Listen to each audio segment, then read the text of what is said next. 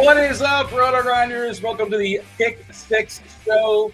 We've made it to the playoffs, and this is the show that this is the week that's named after our show. It's the Pick Six Show. There's going to be 6 games. We're going to break down every single game. Unfortunately, John Daigle having some connection issues, so no Daigle with us. He'll be back next week, I presume. Good programming notes, because we're going to be back next week as well. We're doing it one more time. We're running it back, just so you know. We're doing one more week. This is not the last week, but we do have Rich Hribar, Sharp Football Analysis. We also have TJ's Warwick's going to be jumping in, getting a fair bit of usage. Of course, you guys know TJ from RG, Agents of Fandom, and Rob. You guys know Rob just from the movies mostly, or from Spike Week, or from Hometown Ghost Stories. Rob Coakley is also going to be hanging out. So we've gone from a 3-man booth to possibly a 2-man booth, and now we got a 4-man booth. TJ, producer extraordinaire, all the versatility, going to be jumping in and giving some takes in this six gamer. Rich, how we feeling? Feeling all right? Yeah, it's the postseason. A little bit of alleviation. We get to enjoy some football. Only 6 games that I had to write up this week, but since there's only 6, I went extra detail on all of them. All right, I'm sure you have a couple of nuggets waiting for us. Rob, you're in the DFS streets. Of course, you're in the best ball streets as well. You got to turn your best ball brain off, if you don't mind. And I'm happy to have you on and jumping in here. We do appreciate that. We'll be talking a little bit of movies later, but that's not for at least an hour plus, because we got 6 games to talk about. Rob, how are things? Things are good. Obviously, Daigle is such an integral member of the show. It takes 2 of us to replace him. That's why I'm here to help with that. And I'm not going to turn the best ball brain all the way off, because I think that going through the best ball slate has helped me with the DFS for this first week, because I think it shows what some people are missing about some of these early games. So I think it's going to help out a little bit. Not a lot, but just a little bit. And TJ's What's the flag plant in the mitten streets, Rob? What is the Super Bowl bet you're making? Well, I mean, the Super Bowl bets are boring. The way to advance is what I think is the interesting part, because people are dismissing the Chargers for the most part. They're dismissing the Texans, and they're dismissing the Commanders. So not that I'm saying these teams are going to win this week, but I think that those are teams that can help you advance your Super Bowl prediction teams into the finals contest on a lot of these best ball teams. Could be Nico Collins, right? One of those 2 teams, the Chargers. The Chargers or the Texans, one of those 2 are getting 2 games, at least 2 games. Got to win, right? Someone has to win. And then the Bengals get 0. That's just how that works sometimes. TJ, you're playing a little bit hurt. To the Patriots and ask to be in the playoffs. Right. Welcome to the show, TJ. I know you're always producing, chiming in, but you got upgraded with the late scratch of Daigle. Unfortunately, some tech issues. He's having himself a good time there in Sri Lanka. How are things in Saskatoon? Things are pretty good. Still dealing with a little bit of a cold that I just can't shake. It's a little different every day. The past few days it was this head cold that made my head feel like it was this big, and now I can actually breathe through my nose a little bit, but it's gone to the chest. But that, luckily, doesn't affect my DFS ability, and I'm looking forward to some NFL playoffs this weekend. So the sites did some goofy things, and it's just chopped up and raked in multiple different ways. And by all means, if you guys have any slate specific takes, fire them off.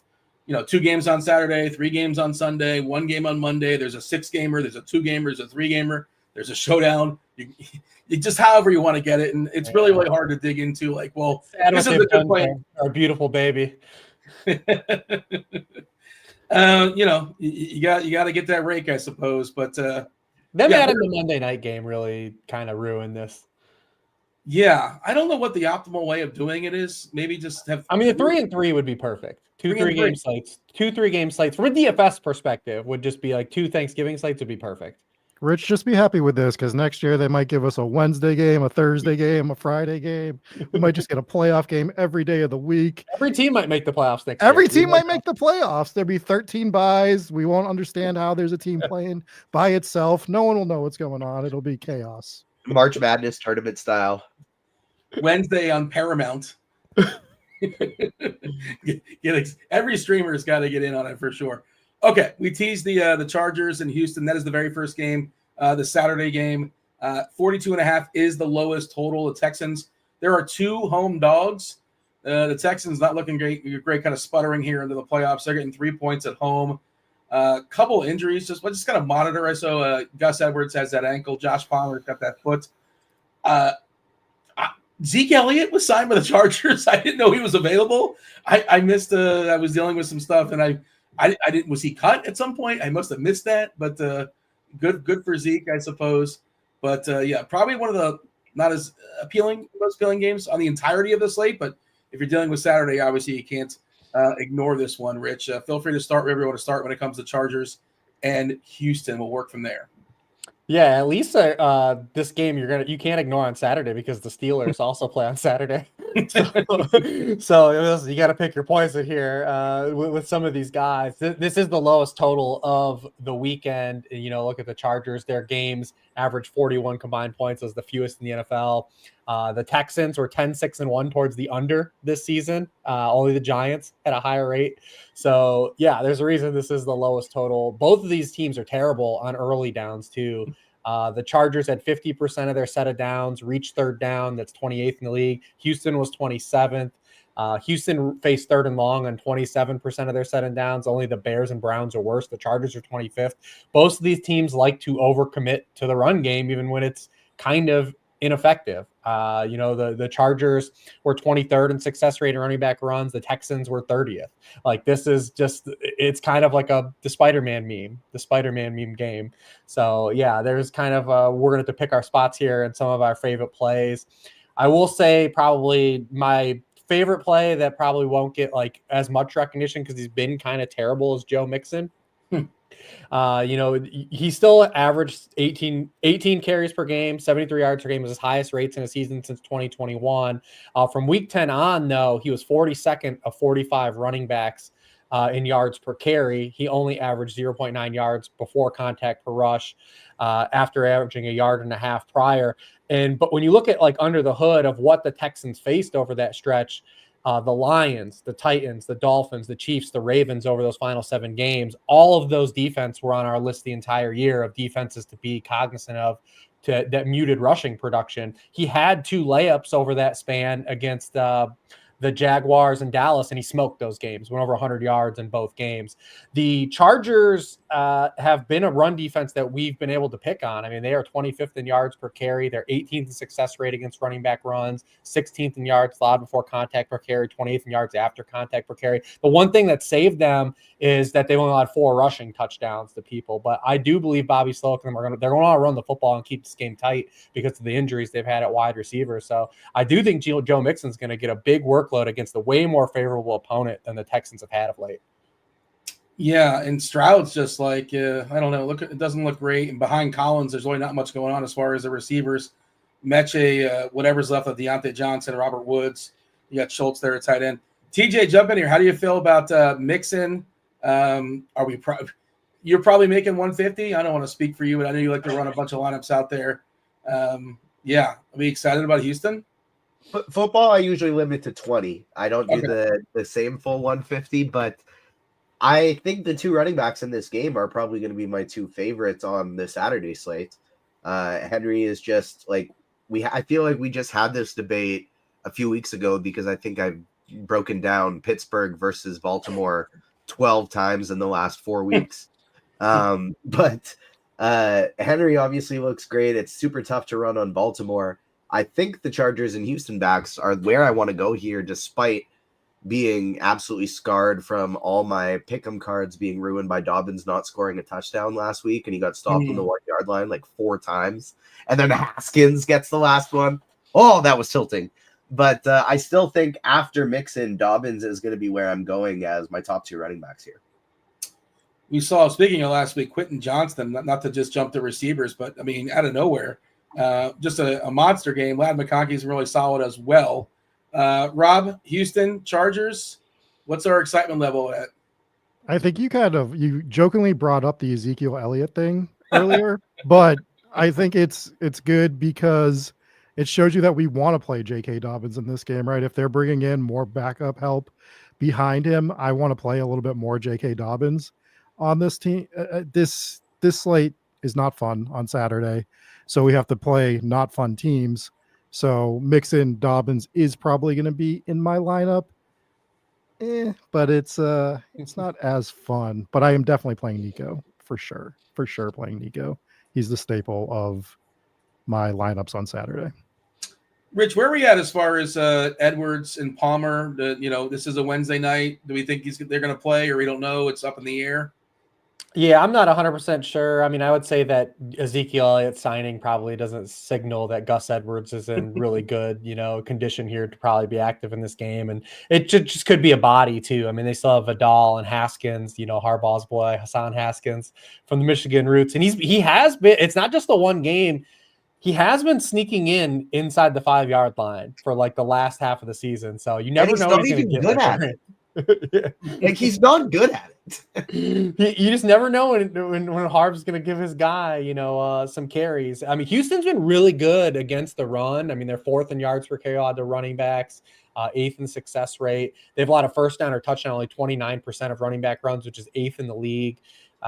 So I do think from the tail of the two running back matchups, I think that Houston has a more favorable side of running the football for amongst the two teams that have struggled to run the football. Rich, what do you have as far as the Chargers passing game?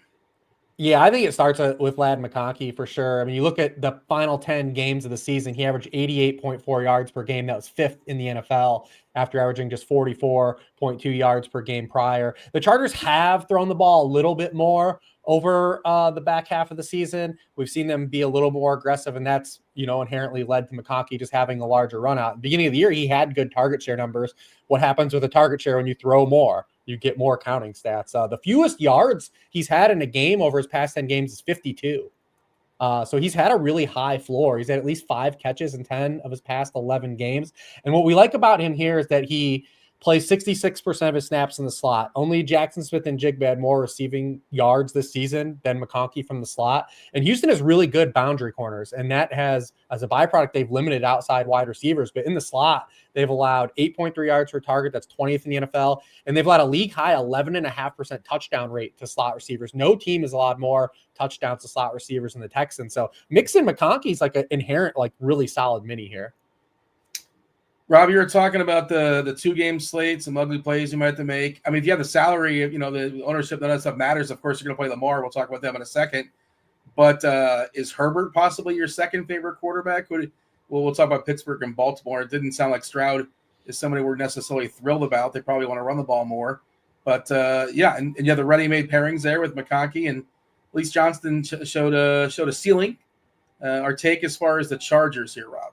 So I think that in terms of, because I like to play single entry more so than I play anything else.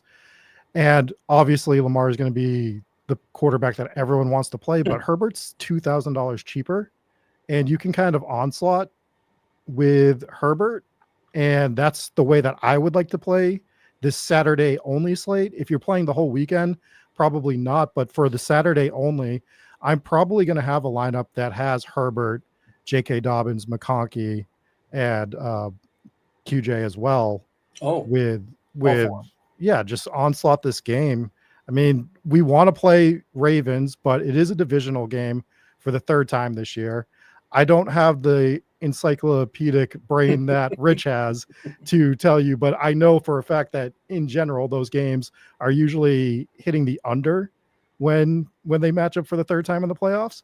So I'm going to take my chances and probably do some sort of onslaught with the Chargers for this game all around and run it back with Schultz and Nico, most likely, maybe Mixon and Schultz, and just kind of skip that around a little bit and just kind of one off that Ravens-Pittsburgh game a little bit more in the single entry stuff. I'm doing some build. You can very easily do the quad Chargers thing and then Nico and Mixon together.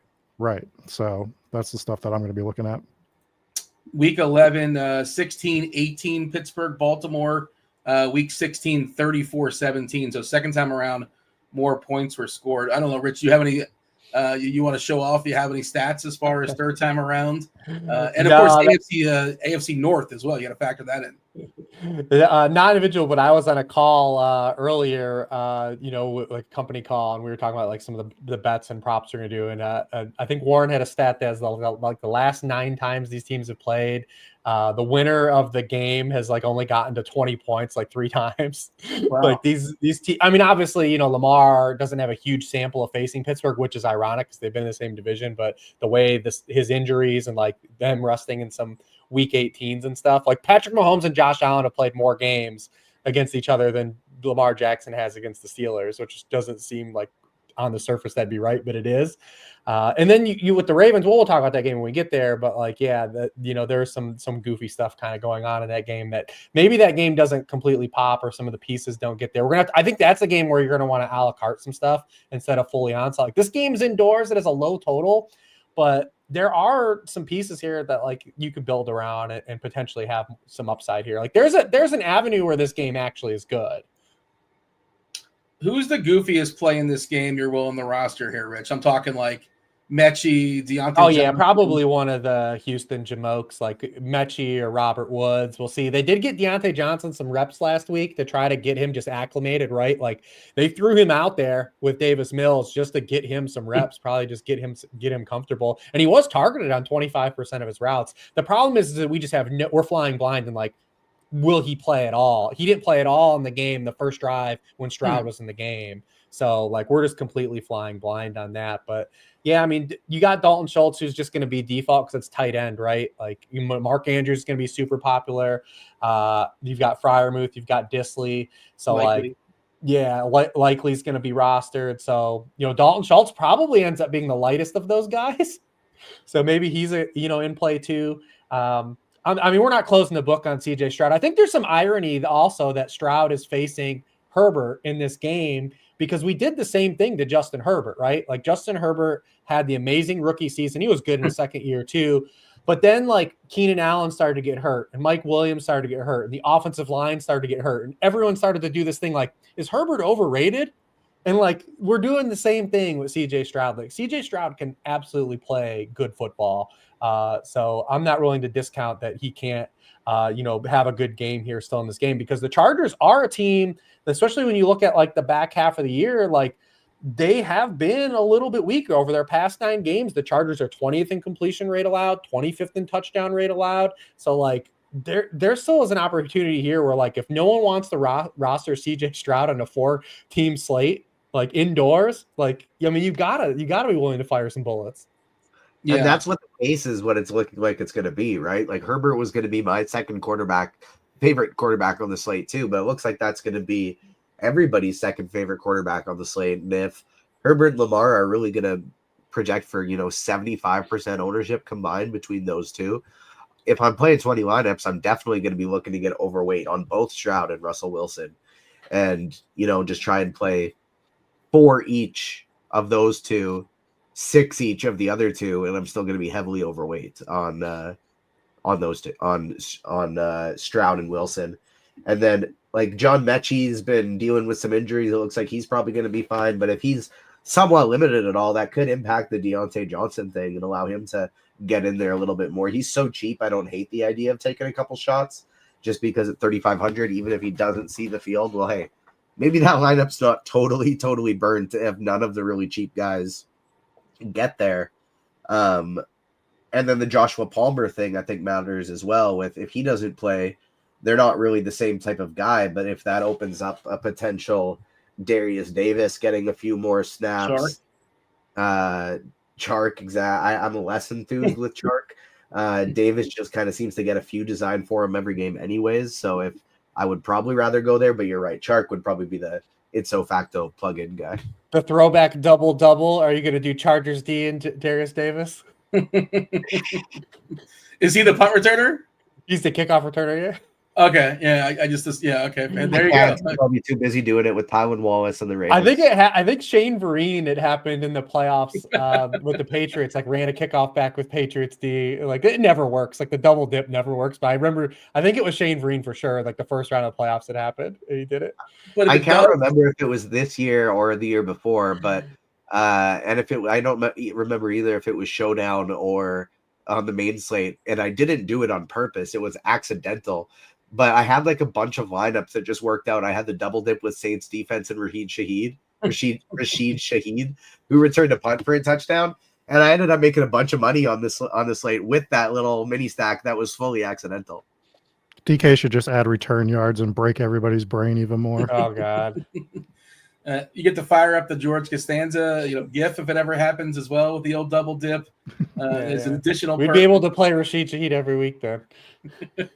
Rich, you remember just when we get to the movie game, you always pull your random tight ends. You're one of the best to remember random old football players. This isn't that long ago. This would have been in like the early 2010s. Who was a super short running back for the Arizona Cardinals that returned all their kicks and also got in on third downs every now and then? I don't remember. Andre Ellington? No, it would have even been before that. Oh, Stevens Howling? Yes. Yeah. Stevens Howling. I was in a fantasy football league in high school when LaRod Stevens Howling, I think his name was, name was. And he was a top 5 running back in the league that year because it counted punt return yards. And so I ended up having like no running backs because mine got hurt. And Stevens Howling just cleaned things up for me, and I ended up winning the league. All I got out of that story is that you were in high school in the early 2010s. Yes, I was. Graduated 2012. I turned 40 next week. So listen, I'm older than all you guys. Yeah, all right. Anything else as far as Chargers? But the season-long thing, I helped my brother out for his season-long stuff, and he's in a season-long league that has individual defensive players, and I'm like, I don't know what I'm doing. I mean, I have no clue what's going on there. The IDP stuff, and then the other part is like his league has the return yards thing as well. So we didn't make the playoffs this year. Sorry, Jeff. It didn't happen. They couldn't quite adjust to the scoring system. We're done with Chargers Texans, I think. Yes. Unless someone's got something to throw out there. And we got anything else? No, just would everybody rank the sub 4K tight ends this week between Schultz, Disley, and Likely? How would you guys be prioritizing those 3? If Flowers is out, Likely would be first for me. Yeah. I think that's a good call. And it seems likely. I think we're actually projecting Flowers out right now. It seems more likely than not he's not going to play. Is that where you're at, Rich? It seems like even if he does, he's not going to probably play the regular allotment of snaps. Like he's going to be a pretty fragile play if you're looking at him. So probably just Likely in general when we. Yeah. So get excited about Bateman, Aguilar, Tylan Wallace. That's going to be a lot of fun for sure. Maybe just. We'll talk about it as far as Lamar and his pass. I probably like Schultz more than Disley though in this game. Yeah, I like that call as well.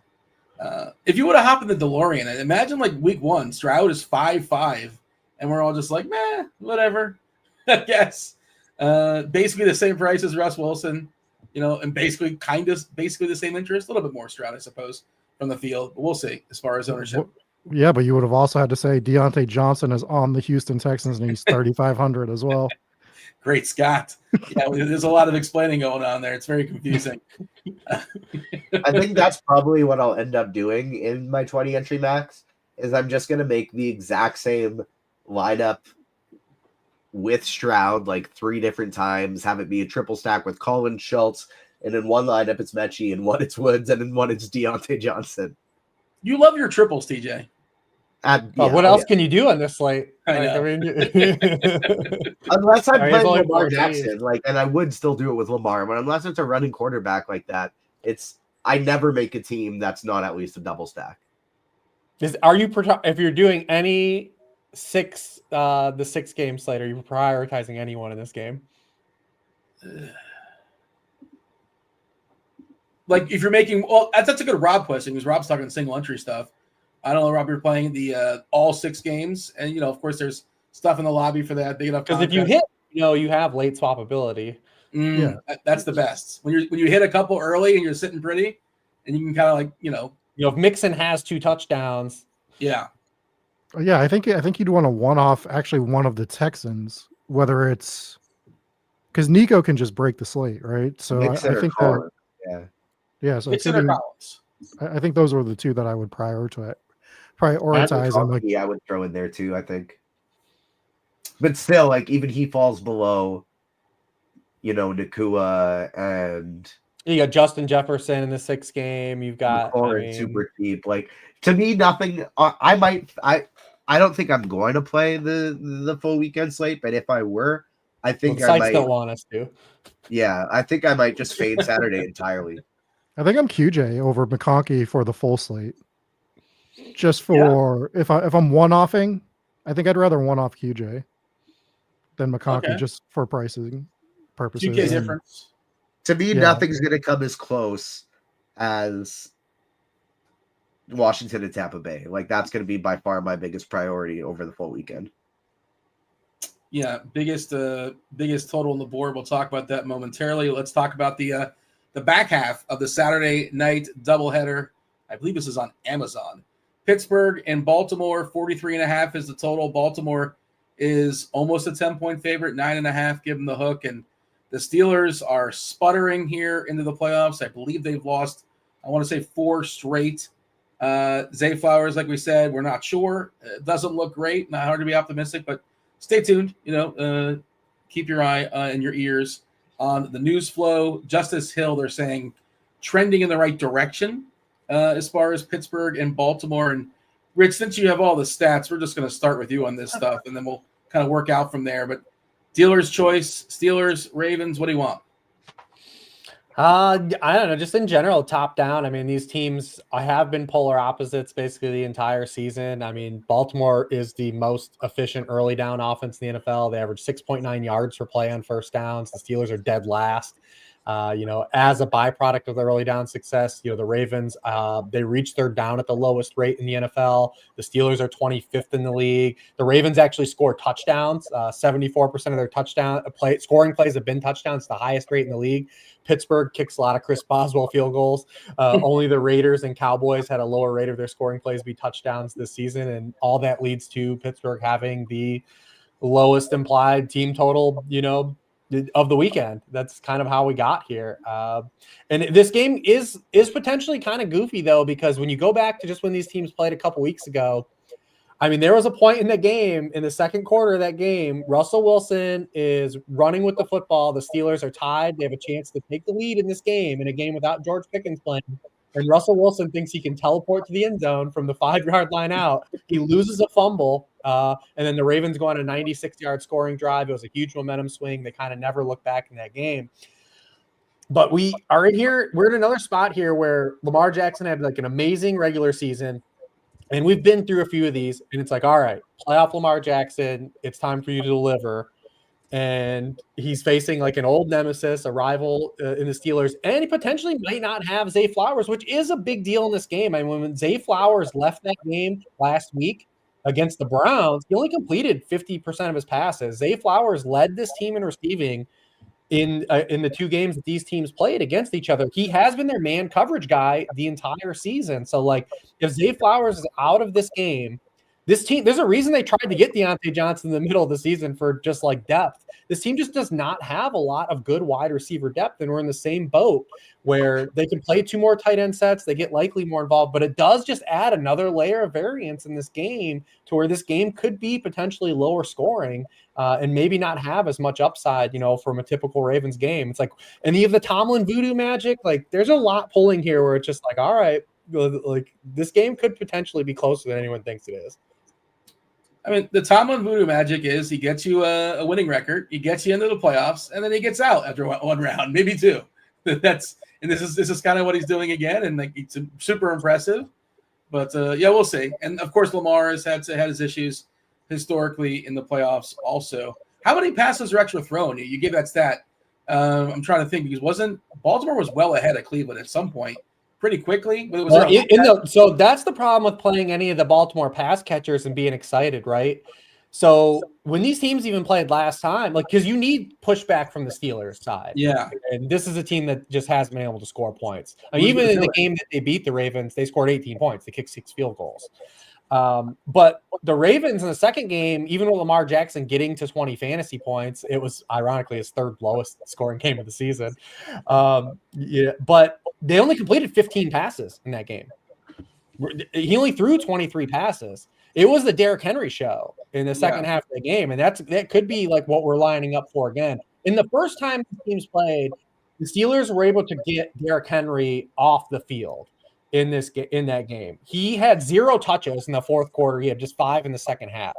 When these teams played in week 16, the Ravens, after that 96-yard scoring drive, they played out in front, and we saw Derrick Henry have 11 carries for 87 yards in the second half. He had 73 yards in the fourth quarter. No running back, was as good in the fourth quarter than Derrick Henry this season, the second half. I mean, he averaged 6.5 yards per carry in the second half of games this season.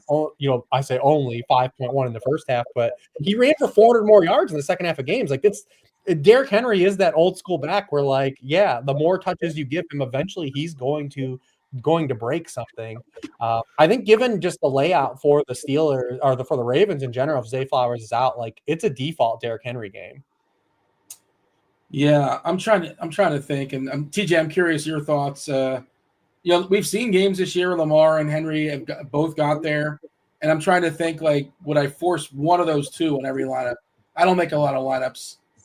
Do I need one? I'm talking Saturday only, to be clear, and then not the big six, the 6 gamer. How do we handle that? And there's just a bunch of cheap stuff in this game too, especially if you lose Flowers. And everybody's cheap outside. Well, Pickens.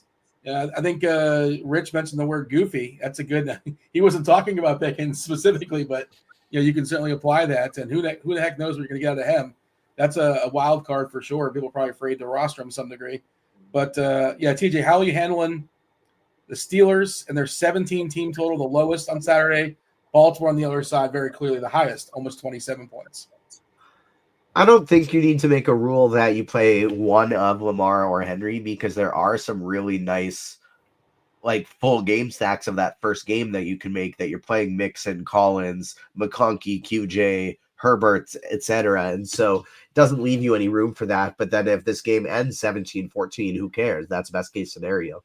So I don't think you need one of them. I think the place that you actually need to get to in this game, and it's weird that it's the first place I want to talk about, but it's tight end. And I probably want to play Andrews or Likely in every single lineup I play. Like, if I'm playing Disley or Schultz, I'm probably doing a double tight end lineup. If I'm playing Freiermuth, I'm probably doing a double tight end lineup. Mark Andrews and Isaiah Likely are going to be the 2 biggest priorities for me by far here, assuming Zay Flowers is out like we are. The Ravens pass catchers just aren't priced for Zay Flowers to be out. They're priced for there still to be a $6,500 Flowers in there somewhere. I don't actually know what his price is. I'm assuming it's somewhere around that. But Bateman's too cheap. You have Aguilar and Wallace at 34 and 31. I kind of take back what I said about the Mechie and the Woods thing, because I probably would just rather play one of the Ravens super cheap receivers here instead of them. There's my favorite build that I've kind of messed around with so far. It has Mixon and McConkey, 0 Steelers, all the rest are Ravens. Rob?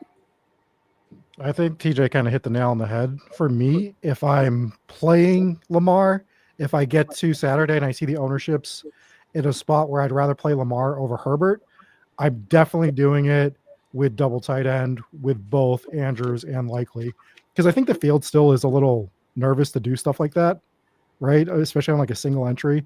They don't want to click the tight end button for the same team, but everything lays out for those two to be the absolute steals. And my season-long best ball bags are super happy that Devontae Walker is going to get at least like 5 or 6 snaps this week. So that's the other thing. 5 or 6 snaps. He did run 8 routes. Fingers crossed. Yeah, we're hoping. We're hoping. No, I like Tylan Wallace too. He's just got that explosion upside as well. So you can do a lot of stuff with the Ravens, even though Lamar's 8K. You can still get a relatively cheap Ravens stack if that's the way you want to play it.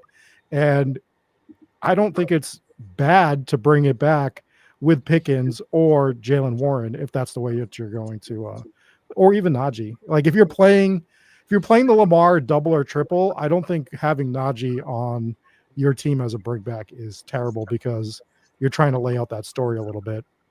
I think right? Calvin Austin's probably my favorite one.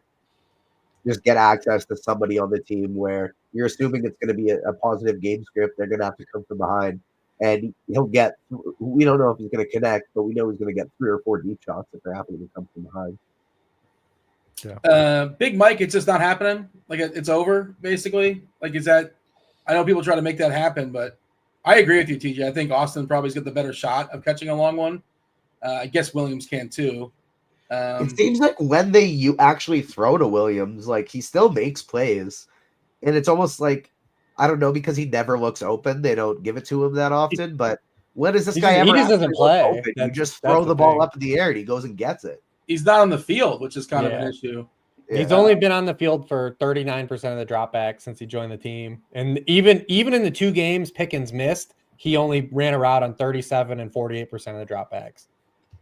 And it's not like if they're saving him for anything, and they're probably not. This is what they're saving him for, I guess. But it's Arthur Smith, man. I mean, this is what Arthur Smith does, man. Like Mike Holpruitt's going to catch a touchdown in this game, or maybe they threw a fade to Darnell Washington last week. Like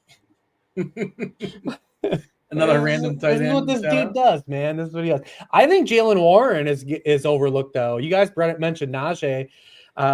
If we assume the Steelers win this game, it definitely sets up from a matchup perspective to be kind of a Jalen Warren game, and he was kind of in the matchups between these games. And so the Ravens have had an elite run defense all year. Some of that's matchup driven, but only Saquon really touched them up. Harris only ran for 3.9 yards per carry and a 29% success rate in the 2 games against these teams. As a 10-point road underdog, like he's not the archetype of running back that like we kind of want to latch onto. But the last time these teams played, Jalen Warren had a season high 63% of the backfield touches, 90 yards. Also, the Ravens are 26th in receiving points allowed per game to running backs. So, I mean, he's a guy, when you look at the context of the slate, if you're not worried about Mixon shadow realming you or Dobbins shadow realming you, that just opens up the field outside of Henry. And a guy like Jalen Warren, even though he's a low bet for a touchdown, on a site like DraftKings where it's full PPR, if he were to catch like 4 passes for 40 yards and give you like another 30 and change rushing and gets you double-digit points at his salary, like that's more than like maybe Dobbins gets you. So like he's got to be kind of at least like in the mix here too. Yeah, he's also slightly more than Harris, which I like, as far as ownership stuff. Harris we have him projecting a tick more for what it's worth. So slightly more as far as the projection, slightly less as far as the asking price, but you're talking about the game script. That does make sense. Rob, how many laps you got to make? What do you got? Assuming you're playing a stack of the first game. Yeah. You have 5,200 for a flex. You playing Bateman or Warren? Did my stack hit? Yes. Then I'm going to play Warren. I feel like I like Bateman better regardless. He should get at least 8 targets in this spot, right? I'm worried about it because he's going to get Joey Porter Jr. the whole game. I'm going to get Joey Porter Jr. the whole time. Yeah, no, it's tight end week. He's been bad against man coverage this year. Yeah. You're afraid. You're the quarterback wide receiver matchups. You're afraid? No, Zay Flowers has been their guy in man's coverage. I think it goes to what you guys said. I think if I'm playing Lamar, I would rather do Andrews plus Likely with Lamar than Isaiah Likely is going to have 100 yards on Saturday. Well, Likely had the second most yards on the team against the Steelers this year. So, I mean, he only had 29 yards and a touchdown in week 16 at 75 to first matchup. But yeah, I think I would rather double tight end than maybe chase a chalkier Bateman. Yeah. What about QJ and those 3? Just like strictly in a vacuum. Probably Bateman. But don't we think Bateman's ownership is just going to be through the roof because it's going to be crazy, right? And Zay Flowers. Like right now, it's projected to be lower than QJ at $200, like more. That could change. Like right now, I don't really trust either. To me, either our ownership is off on the Ravens in general, like Lamar, or the field is just not playing enough Ravens.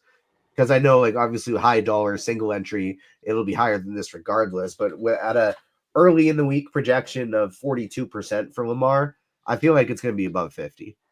But probably a lot of people aren't factoring Flowers being full. He hasn't been declared out. Yeah, that's what I was going to bring up. Were they still factoring in Zay Flowers on that? Because that alters everything. Yeah, we are projecting Flowers is out right now in the projected ownership and the scoring projections as well.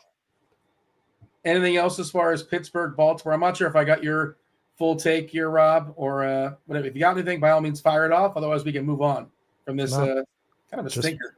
Just don't be scared to play Likely and Mark Andrews together. Just do it. Yeah, I like that too. Isaiah Likely breaks the slate, and Andrews is good too. Putting them together is the way to do it, though, because they're both Yeah. going to be. I think that on the Saturday slate, both they might be 1 and 2 in ownership. So the way you got to kind of is putting them together to be unique. Yeah. Rich, you want to give me your favorite Saturday play? Just all things considered. Mixon. Yeah. Rob? Probably Nico. And it sounds like, I don't want to, TJ, it sounds like Likely is yours. Yes, sir. Nailed it. Okay. Let's talk about Denver and Buffalo. 46.5 is a total there in Buffalo. Denver going cross country. They are, 8? Let's see, 8.5 point dogs. 46.5 is a total. Amari Cooper currently away from the team for personal reasons. Hopefully all is well for Cooper. Rich, Buffalo, I mean, Josh Allen's great. Every once in a while Cook gets those long touchdown runs, but, what are you going to do with the rest of these guys? Well, listen, Buffalo has made, since the NFL has gone to these the super wild card weekend, Buffalo has made a habit of roasting these number 7 seeds. It seems to be the invitation to go to Buffalo. You get the 7th seed in the AFC, you go to Buffalo, and you get worked by Josh Allen. That's kind of been what this has been about.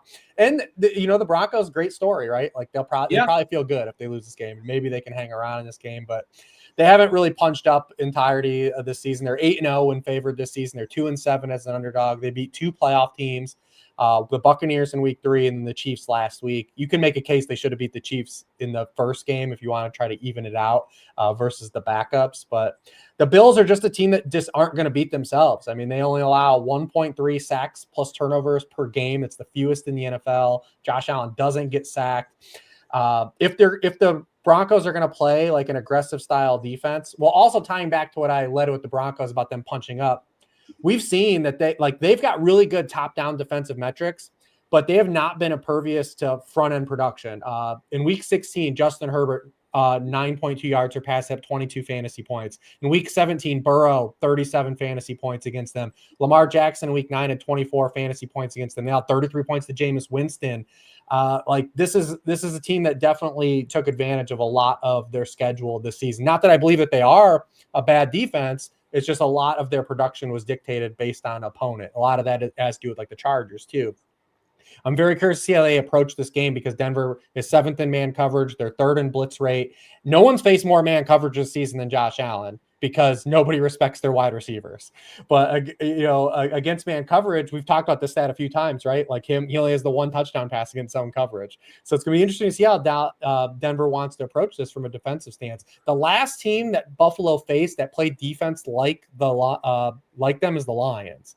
And they just completely beat them up with running backs and tight ends out of the backfield. And that's kind of where Denver's been the most vulnerable this season in general. They've been good against tight ends. Running backs out of the backfield have been a problem, but they have good cornerbacks. Obviously, everyone knows about Patrick Surtain, but they get beat up in the middle of the field. So, I'm curious if it's a very similar game plan by Joe Brady and the Buffalo Bills to have a lot of Josh Allen runs, a lot of James Cook and Ty Johnson out of the backfield, a lot of Kincaid, Dawson Knox stuff in this game to kind of combat, what Denver has done stylistically, or Denver kind of throws a wrench in things and they want to play some more coverage because that's what they should do in this game. What do you expect? Do you expect Surtain to be on one guy or just kind of bounce around or no? Because Buffalo rotates all their outside guys because Cooper came back today. Cooper was away from the team, but he came back. Oh, he's back. So, So it looks like he's on track to play. So Cooper, Keon Coleman, and Mac Hollins all rotate outside. Hollins plays more snaps because he's a better run blocker. But we see all of those guys since they acquired Cooper. Only Hollins has been on the field for over 60% of the dropbacks, and it's 69%. It's not even like a crazy amount. So I think they're going to continue to do that and rotate those guys. Yeah, what a mess. It's just, Josh Allen, play him a la carte. You can always do that for sure. TJ, jump in here as far as your Buffalo takes. By all means, jump on Denver. I imagine the backfield's just going to be completely ignored, just an absolute mess. We've seen Mims come on a little bit more of late. Of course, Sutton's lurking as well. Your thoughts as far as Buffalo. Feel free to jump over to Denver as well. Yeah, I think Buffalo is going to win this game. I think it's going to be fun to watch, but from a DFS perspective, I don't really care about it. Like I mentioned earlier when we were talking about the Saturday day slate, there's one game throughout this weekend to me that stands way above all of the other ones, and it's not this one, and we're still going to get to it. But there's nobody really that stands out. Like you can always play Josh Allen, and if he's not going to be the highest owned QB, I'll definitely take a couple shots in MME. But there's two guys that I know I certainly like more. Knicks is cheap enough that I don't think it's crazy to take shots there. But I don't really like any of the running backs for either teams because they're so heavily run by committee. Yes, James Cook is going to get the most looks, but Tyler Johnson's still going to be in there, and Ray Davis is still going to be in there a little bit.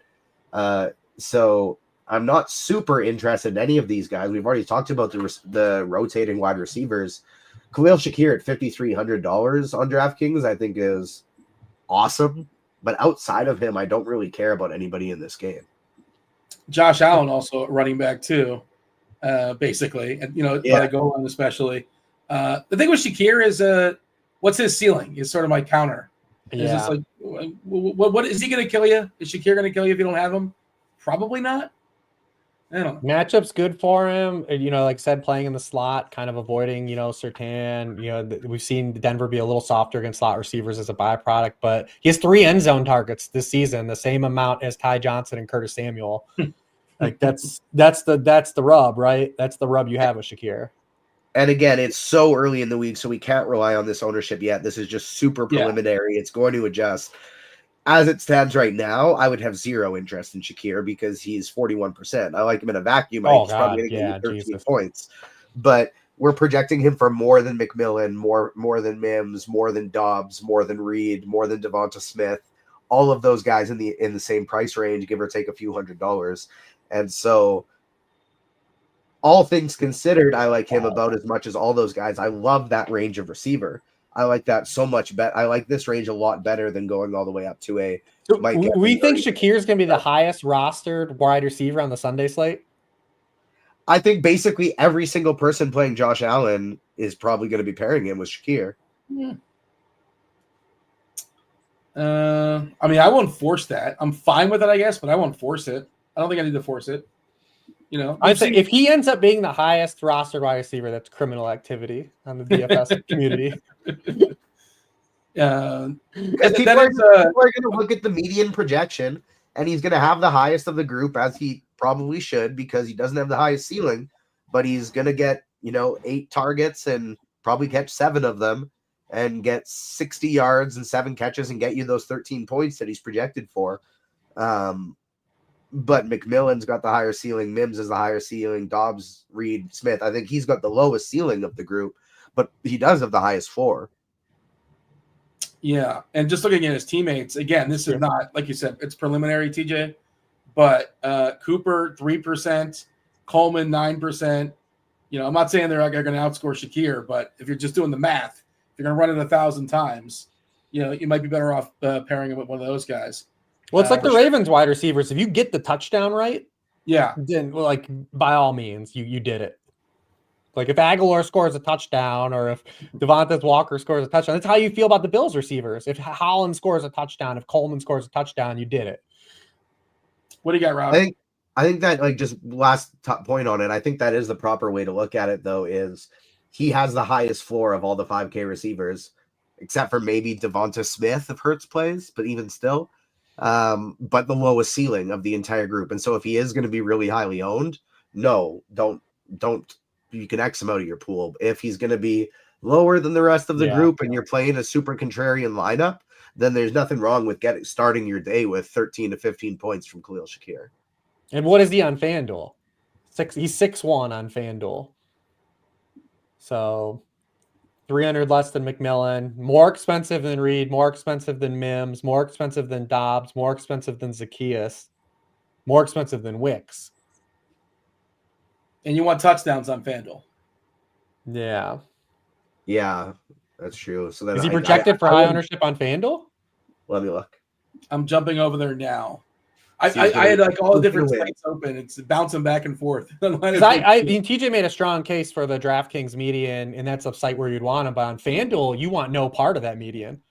Yeah, 38%, 36%, I think we're projecting right now, which is the highest owned receiver on the slate. Yeah, McLaurin right behind him. We'll talk about him soon enough at 36% than AJ Brown. But yeah.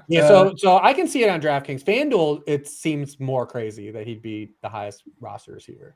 And like, I get it because I don't think anyone, unless you're like a high dollar or MME type player, I don't think anybody's going to want to play any of the other receivers for Buffalo. So if you're going to expect Allen to pick up 25% ownership, probably 20% to 15 to 20% of that will be paired with Shakir. And then, well, he's the highest median projected receiver of all the 5K guys. And so a lot of people are going to just like optimizers will spit him out. I think the ownership does make sense, but it does make me want to not play him for the ownership. Rob? Well, I don't know if I have as hot a take as TJ that the Bills are going to win this game, but I said I don't have a lot for it. I just feel like this is clearly the more fun slate. There's so much you can do with this slate. Yeah. And as you look at the Denver Buffalo game, there's players that I want to play, and then I look at their price tag and it just makes me kind of go, ugh. Like, I don't want to play James Cook at 6,700. Right when he's sitting there, Bucky Irving and Saquon's more expensive than him. Yeah, and then you don't want any of the backs for Denver ever. Nope. That's a hard pass. The wide receivers, I'm definitely not going to play Shakur at that ownership. No, thank you. If I'm going to play Josh Allen, it's going to be with Keon Coleman, where I can get him at 4,600, and I'll take my chances there. And I'll build around that and hope that he is the touchdown scorer, as Rich said. Dude, do we look at Kincaid at 4K? Is that, I know he's becoming like a meme at this point, but instead of looking at the wide receivers, do we just say this tight end slate is a little iffy already? Maybe we just take Josh Allen and stick him with Kincaid and see what else we can do with the rest of our pieces. And I would love to play Cortland Sutton, but 6,600 makes it a little bit more tough than I would like. If I could squeeze him in there, sure. That Mims price tag at 5,100 is getting a little bit higher than I'd like it to be, just creeping up there, but I could still find myself sticking him in a lineup or two if need be. You mentioned the tight ends as far as on Sunday. Yeah, Ertz is currently the highest projected tight end. That'll tell you all you need to know. Right. But, Ertz, Kraft. I mean, the Sunday slate is open for you to play. It's like it's welcoming you to play a guy like Kincaid. Right. Yeah. We're expecting Otten to be back as well as far as this week. We'll see. Stay tuned on that. Seemed like some positive news, but like I said, go back to that Detroit game. Like the way they attack Detroit is what I think they're going to do something similarly if Denver continues to play the style of defense that they are. And I mean, Kincaid didn't blow the doors off, but he had 7 targets, 4 for 53. Like if you can just luck box into a touchdown on that type of stuff, like that's he's number one on the team in terms of targets per out run. When he's on the field, they're throwing to him. He's just had kind of a weird usage compared to his first season. It's really weird. So as a rookie, 11% of his targets were behind the line of scrimmage. This year it was 22%. Shit, you see it every game where he runs that arrow route, that flat route. But oddly enough, he doubled his deep target rate. He only just caught 2 of 11 of his deep targets, but he doubled his deep target rate this year. They just didn't convert them. If you can just luck box into it, like maybe this is the week. I mean, I think it's more welcoming to me to say I'd rather take a shot at Kincaid at his salary in the context of this slate where the other tight ends are versus like Shakir at his price and the Allen stacks. Rich, your thoughts as far as Denver, Bo Nix, Sutton, Mims, Vele? How ambitious are we going to be as far as the Denver receivers? And they're going to throw a lot, like right? Like they're dogs. As long as the weather's fine, like if we have no goofy Buffalo stuff, they're going to drop back a lot in this game, and then you just let the opportunity take the wheel, right? That's the one wild card you have with a guy like Bo Nix, who objectively is not a spot you'd want to play Bo Nix, right? And historically, if you want to tie Jaden Daniels into this too, I mean, rookie quarterbacks in the wild card round, especially on the road, have not done well. And rookie quarterbacks in Buffalo against Sean McDermott have not done well. First-year passers have a 3-10 record against the Bills, and one of those was this past weekend by Joe Milton in a game where they punted. They're 0-2 in the playoffs on the road in Buffalo. Those quarterbacks are 2-9. It's that ties into John Daigle. Rookie road quarterbacks since the NFL expanded 32 teams. They're 3-6 on the road. Those quarterbacks, 19 touchdowns to 15 interceptions. Like, you usually take your lumps in the NFL as a rookie passer, but Bo Nix has that athleticism. If you get a game where it's just an outlier drop back game for the Broncos, and say there's a realistic chance they could have 40 dropbacks in this game, and you're getting a guy that can scramble, like, you just need some. The stat line could be terrible looking. He could play a objectively bad football game. If he runs for 40 yards and a touchdown, or throws 2 touchdowns and only 5.5 yards per pass attempt, like, there's still a chance where he gets you fantasy points. Just pulled up Kevin Ross weather report Wednesday night. Would you believe it? Every game is green. Every game is green. It says for Buffalo, about as good as you can ask for in Orchard Park in January. Temperatures around 30 degrees with light winds and no precipitation. Perfect weather in Tampa.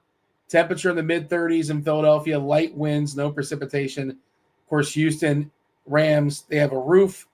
Baltimore, temperatures around 30, light wind, and no precipitation. Should not be a factor. All right, there you go. Anything else as far as this game, Rob? Moving on? No, I don't think there's anything else to cover with the Denver Broncos in this game. People are too expensive. Play Josh Allen, play Dalton Kincaid. Yeah. Packers at the Eagles, 45.5 is a total. Packers are 4.5 point dogs here in Philly. Rested Philly team. Nothing official just yet, as passed the concussion protocol. It seems like it's more likely than not. I assume they're going to grade on a curve, if nothing else. They're going to make sure that Jalen Hurts plays this game. I would imagine so. But yeah, stay tuned on that. Rich, what do you have as far as stats for the Packers and the Eagles? Yeah, the first thing that jumped out when I started writing up this game was the total, and especially the team totals. Both of the implied team totals of these teams are under what they've averaged for the season. Obviously, the Packers have the Christian Watson injury, but really, it's kind of what both and these teams. Remember, they opened the season in Brazil on that terrible field, and they scored 63 points. But I believe the line is definitely cooking in the factor that both these defenses have been really good. The Eagles are the best defense in the NFL since week 5. They've allowed more than 20 points only twice over that span. They're number 1 in yards per play and points per drive. And then over that same span, the Packers are 3rd in the NFL, or 2nd in points per drive and 3rd in yards allowed per play. So both these defenses have been really good the back half of the year, and that's kind of getting cooked into this line. Also, both these teams in their heart of hearts want to run the football. The Eagles have the lowest drop back rate in the NFL. Guess who's next? The Packers. Both these teams have thrown the ball 8% below expectations this year. So I think all that getting pushed together is kind of factoring into why this line is so low. I will say the Eagles are a wild card though, because we've seen in that game against the Steelers in week 15, week 6, it was week 15, I think. And they opened it up, and they showed they can still play aggressively, and they're going to be as healthy as they've ever been all year. So this season, they've only run 112 plays all year with Saquon Barkley, A.J. Brown, Devontae Smith, and Dallas Goedert on the field. That's only 10% of their plays this year. They're going to have all these guys available this weekend. So they could be more of a wild card to score some points, especially if the Packers continue to play as good of run D as they've had. You're never fading Saquon Barkley against any defense, but the Packers run D has been excellent. If you say, and you're like, hey man, I'm going to go lighter than the field on Saquon and pray that Saquon doesn't shadow realm me. The Packers, since their week 10 bye, are 2nd in the NFL in yards per carry allowed to running backs. And that includes look at the guys they face: Christian McCaffrey, Devin Achane. They've only had one guy to hit 80 yards since week 7. It was Joe Mixon. They've been really good against the run. So that's just the song you have to sell yourself if you're going light on Saquon, that, hey, this Eagles are going to have their full allotment of pass catchers available for the first, basically all year. Rob, what do you got? Philadelphia, Green Bay? I think this is the game that's going to get overlooked for pretty much every reason that Rich just said. Yeah. And everyone's looking to go to the game we're going to talk about next for sure. And then when they don't go to that, they're going to be playing a Josh Allen stack, right? So I think Hurts is going to get forgotten a little bit. And not only does he have all his pieces back, Rich, but I feel like this is one of the few times that you can actually stack Jalen Hurts easily and get other stuff that you want. I know AJ Brown's expensive, but 5,700 Devonta Smith is a little bit cheaper than we normally get him. So with the reduced ownership on Hurts, my brain is wanting me to play a Hurts stack on the Sunday only slate and try to combat everything that's going to happen with the Jaden Daniels Tampa Bay stuff going on. So as of the moment, that's the way I want to play it. We'll see what ownership shakes out to be, but I like to sort of combat it in the single injury stuff that way. And you can do it with a double stack with Hurts and also hope for the rushing touchdown. And that way you get your leverage on the Barkley stuff as well. So I might be playing some Eagle stacks in that tournament. And I think that this is the game that people might get a little upset at in the best ball streets, just to throw it to that real quick, because I think the Eagles might get up and then you might just have a fourth quarter explosion piece from the Packers as they let them sort of do what they want to score a touchdown or two. And people really hang their head because Tucker Kraft got a touchdown and 100 yards in the fourth quarter. I was going to ask who that person would be. You think it might be Kraft? Yeah, Rich alluded to kind of a bummer there, obviously a big bummer there for Christian Watson, out for the season, possibly out next year as well. We'll see. Yeah, that's the bummer. He's been snake bit. Why did they play him last week? Well, they kind of just got everyone out after he went down and Love went down. Josh Jacobs stopped playing. Like they slowly started pulling those guys out. They're but of all the guys, like Christian Watson is the guy that you should have bubble wrapped on the game that you didn't really need to play. I didn't understand that at all. Love has the elbow. The presumption is, I guess he'll be fine. TJ, Green Bay, Philadelphia. What's your take? Are we excited about the Packers and the Eagles? No, not excited about it. I think the Eagles are going to win. No, bold proclamation. Yeah. No, I'm just kidding. I got more than that too. I have more than that. I promise. I like Rob's call with the Hurts double stacks. I think I would probably even do it without AJ Brown, but like a Hurts, Devonta Smith, Dallas Goedert, I think I find very interesting in this one. It's gross, and I don't feel confident about it, but I think Jordan Love stacks might be my favorite play in this game if the ownership stays relatively close to where it is. And by that, I mean, if we're going to get single-digit owned Jordan Love on a 3-game slate, this team has just wanted to run the ball all year. They haven't wanted to throw, and Love stacks have almost never, ever worked. But the Eagles' defense is pretty incredible. We're expecting them to have to play from behind. If there's a day that we should get passing volume, no, I don't know that means passing success, but passing volume, I think it should be this one. And so if we're going to have single-digit owned Dobbs, single-digit owned Jordan Love, then I'll absolutely add on some Jaden Reed or Dontavian Wicks or Tucker Kraft, maybe two of those guys, and try a couple of these stacks. Not that I feel confident about it. It's just because nobody's doing it. Yeah, I have that ownership pulled up there for the Sunday specific, the 3-gamer, kind of a 3-way split with Daniels, Allen, and Hurts, all around 22 to 26%, and the remaining 27%, about 10% the Knicks, about 12% to Baker Mayfield, that's kind of interesting. That's the one that doesn't really make sense to me. I think that's got to be like 20. That's gonna shoot up. Too low. And like you said, Love at the lowest number in the single digits at about 7 or 8%. It feels like they're just like afraid to let him go. I assume he's fine as far as the elbow. I'm guessing so. We'll see if there's something comes out there, but I imagine he's a full go. Rich, your favorite run back on the Packers is who? Oh God, I don't know. Well, I think you just got to spread out the receivers. I tried to martingale Jalen Reed a couple times towards the end of the season, and it just didn't work out.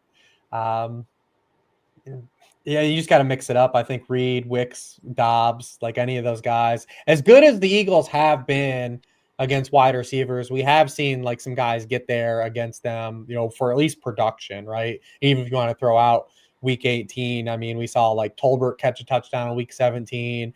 Jamison Crowder and Zacchaeus both got there in week 16 against them. They allowed a good game to Adam Thielen, 9 for 100. Both Rams guys got there against them. So as good as their top down metrics are, if you just are getting passing volume, it's like the Broncos. Like, it's not a great matchup, but like if you just get the volume, you just hopefully to run into something, right? Especially if you get late game stuff. So given their prices, I'll probably mix in probably a little bit of these guys if I'm running Hurts teams. But yeah, like Wicks is going to be out there a lot. We've seen every time that Watson's been off the field, Wicks has been the guy that's come in on the field. And you still have Dobbs and then Reed still. So he's got to mix them in. I'm seeing Jacobs getting 33% as far as ownership right now.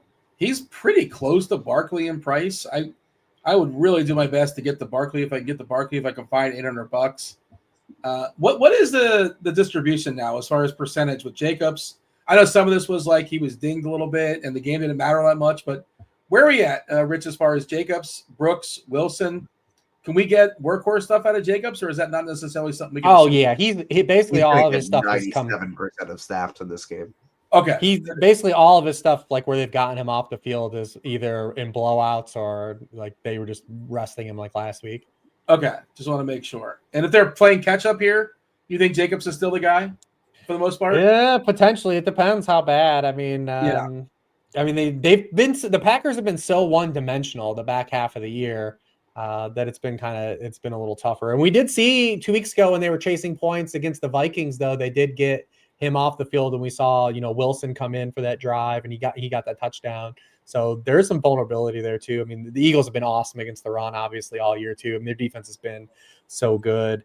They haven't really given up a lot of spike weeks. They've given up a couple 100-yard games, like to Rico Dowdle and Chuba Hubbard, and Derrick Henry got him for 100 yards. But like, they're not allowing the types of games at Josh Jacobs' price where I'm scared of Josh Jacobs at all. Yeah. And remember, didn't he catch his first career touchdown this season? Like, historically not a big receiving back as well. I know Robbie threw the name out to Tucker Kraft. Is that who you want to stick with as far as your favorite run back of Green Bay? It'll either be Tucker Kraft or Jaden Reed for me, just because Jaden Reed provides that like absolute ceiling upside. So if I'm going to do the Hurt stuff and I'm projecting something to happen in the fourth quarter, it's going to be Reed or it's going to be Kraft, depending on what double stack I go with for the Eagles. And at least Reed and Kraft, like, they can make something happen on their own. Like, they're that type of player. It hasn't been like the greatest run out, especially for Reed, but like, he's good at, like, we know the talent's there. Like, he could make a big play, and he had a good game when these teams played earlier. Now, that was, I will say, caveat, that's before the Eagles calibrated their slot corner spot, and Cooper DeJean wasn't playing, as a full-time slot cornerback, at that point. But even Tucker Kraft number 1 in the NFL in yards after the catch, for tight ends. So like, these are guys that at least with the football in their hands can make something happen. Rich, you're running a you're running a Hurts double. All things considered, if you have, realistically, what's the double route we're going with? Brown and Devonta. Yeah. And like, we can include Barkley. Did you consider Barkley? Yeah, if you want to onslaught it, I think that's playable because you just cover basically every touchdown. I think that's fine. But I think if you're playing Hurts, like, you want it to have it to be leverage on Barkley. You want him to get a tush push, right? Like, you want that to happen. We got anything else here, boys? I mean, Barkley's terrifying to fade. I get it, especially in a 3-game slate. Yeah, I don't think any of these guys, outside of obviously like a Saquon Barkley, but on the Packers side, in terms of like some kind of run back, I don't think anybody stands out more than anybody else, and you just sort of go with who you can afford. Like, if you got 3,700, great. Kraft, perfect. If you have in the 4Ks, great. Wicks, totally fine. Dobbs and Reed, I think, are the only tough decision. And again, that just sort of, to me, depends on your lineup construction. You need somebody a little bit more contrarian, low own, you play Dobbs. If you're trying to hold a spot and let other people have to catch up to you, maybe you go Reed. This Saturday 3-gamer certainly feels like it's got a quarterback opportunity cost with Allen, Hurts. We'll talk about Daniels, even Mayfield. Maybe that's why Love is not projecting very well as far as ownership, just because it doesn't seem like you got to kind of hit at quarterback. All right, let's move on. Let's talk about it. Washington, Tampa, we teased it a couple times. 50.5 is the total. Tampa is a 3-point home favorite here. TJ, I'll let you start since you're excited about talking about Washington and Tampa. This seems to be the game that's going to get you going. Do you have a preference as far as the Bucs, the Commanders, full game stacks? How are we unleashing here? Who's going to win this one, TJ? This is the one I want to know who's going to win. The Tampa Bay Buccaneers are going to win this one. Every favorite so far. We're keeping score at home. Yeah, I mean, I was going to change it to pick the underdog, but no, I do think the Buccaneers are going to win. I want any piece, all pieces, every which way. I want to play this game as much as I possibly can. Now, I need to preface this before I talk about anybody on Washington that I mean no disrespect to Terry McLaurin, because I know his agent was in the YouTube comments after our show was posted last week. That I liked Olamide Zaccheaus as a play because he had been getting more targets recently. Now, don't you not worry, Terry McLaurin's agent. I know that. Is that a true story or is it just as a YouTube fan? It was, I don't know. It was a YouTube fan, but then somebody in the YouTube chat made a comment like, "Hey guys, we found McLaurin's agent." And I liked it. I thought it was funny. And so I gave it a little like. But what I was saying is Zaccheaus been seeing a ton of targets lately, and he did in the last game as well. If they could just connect, he would have had a ton of points. But I would love for McLaurin to get some more targets. And don't get me wrong, I love McLaurin here. But as long as they're giving Zaccheaus, 6 to 10 targets a game, we got to respect. We got to respect that usage. And so all of my favorite plays are in this game, whether it be on the Washington side with Zaccheaus and Terry McLaurin, on the Buccaneers side with Bucky Irving, Jalen McMillan. I actually like McMillan more than Mike Evans in this spot just because of how cheap he is. And I think he should be a 6K receiver with his production recently. And I just don't know why his price isn't going up and his ownership never really seems to go up. And are you not worried about Shepard and Otten coming back? Shepard was back last game too, which I didn't realize because nobody actually had, none of the projections I was looking at had Shepard projected in. And then all of a sudden I was watching the game and he was just playing. And so missed that, but I'm not too worried about that. The Otten thing worries me a little, but the McMillan standout started before Otten got hurt. As soon as Mike Evans got back, McMillan was still getting those targets, especially in the red zone. And Otten just kind of got phased out as soon as Evans got back. But 2 of those McMillan games, one with 6 targets, one with 7 targets, both with touchdowns, happened with Otten still in the lineup. So I love both the wide receiver 2s in this one, McMillan and Zaccheaus. I prefer McLaurin over Evans just because of the price difference, but I will still try and get as much Evans as I can. And then, Bucky to me seems like the lock button of lock button plays. He's going to be 60+% owned, but I don't really care. We've been talking about how much we love Bucky Irving all season because nobody seemed to be realizing that he became the guy about halfway through the year. Everybody still thought it was a split backfield. And people have caught on now, but I still think he's by far the best play. Brian Robinson's fine, but I think the guy that I have a ton of interest in for tournaments at only 4,800 is Austin Eckler. Yeah, a couple concussions this year. You mentioned Bucky. Basically, he's going to have 2x the ownership of the next guy at running back. The next guy being either Jacobs or Cook. Barkley right there, too. We're kind of a 3-way split for second, third, and fourth. But we currently have Bucky at 63, 64% for the Saturday slate. And that's why you do 100. That might be too low. Yeah. Let everybody else pay the rake. We talked about this with Gibbs last week in that game. You just do 100. Yep. Yeah, I mean one bad hit and there goes your day, but that's just how that goes sometimes with football. But I'm probably gonna be over that. I'm probably gonna be over 63%. Feel really good about it. We saw last week in a must-win game where they were actually losing to the Saints for a little bit and made it kind of fun, for the afternoon.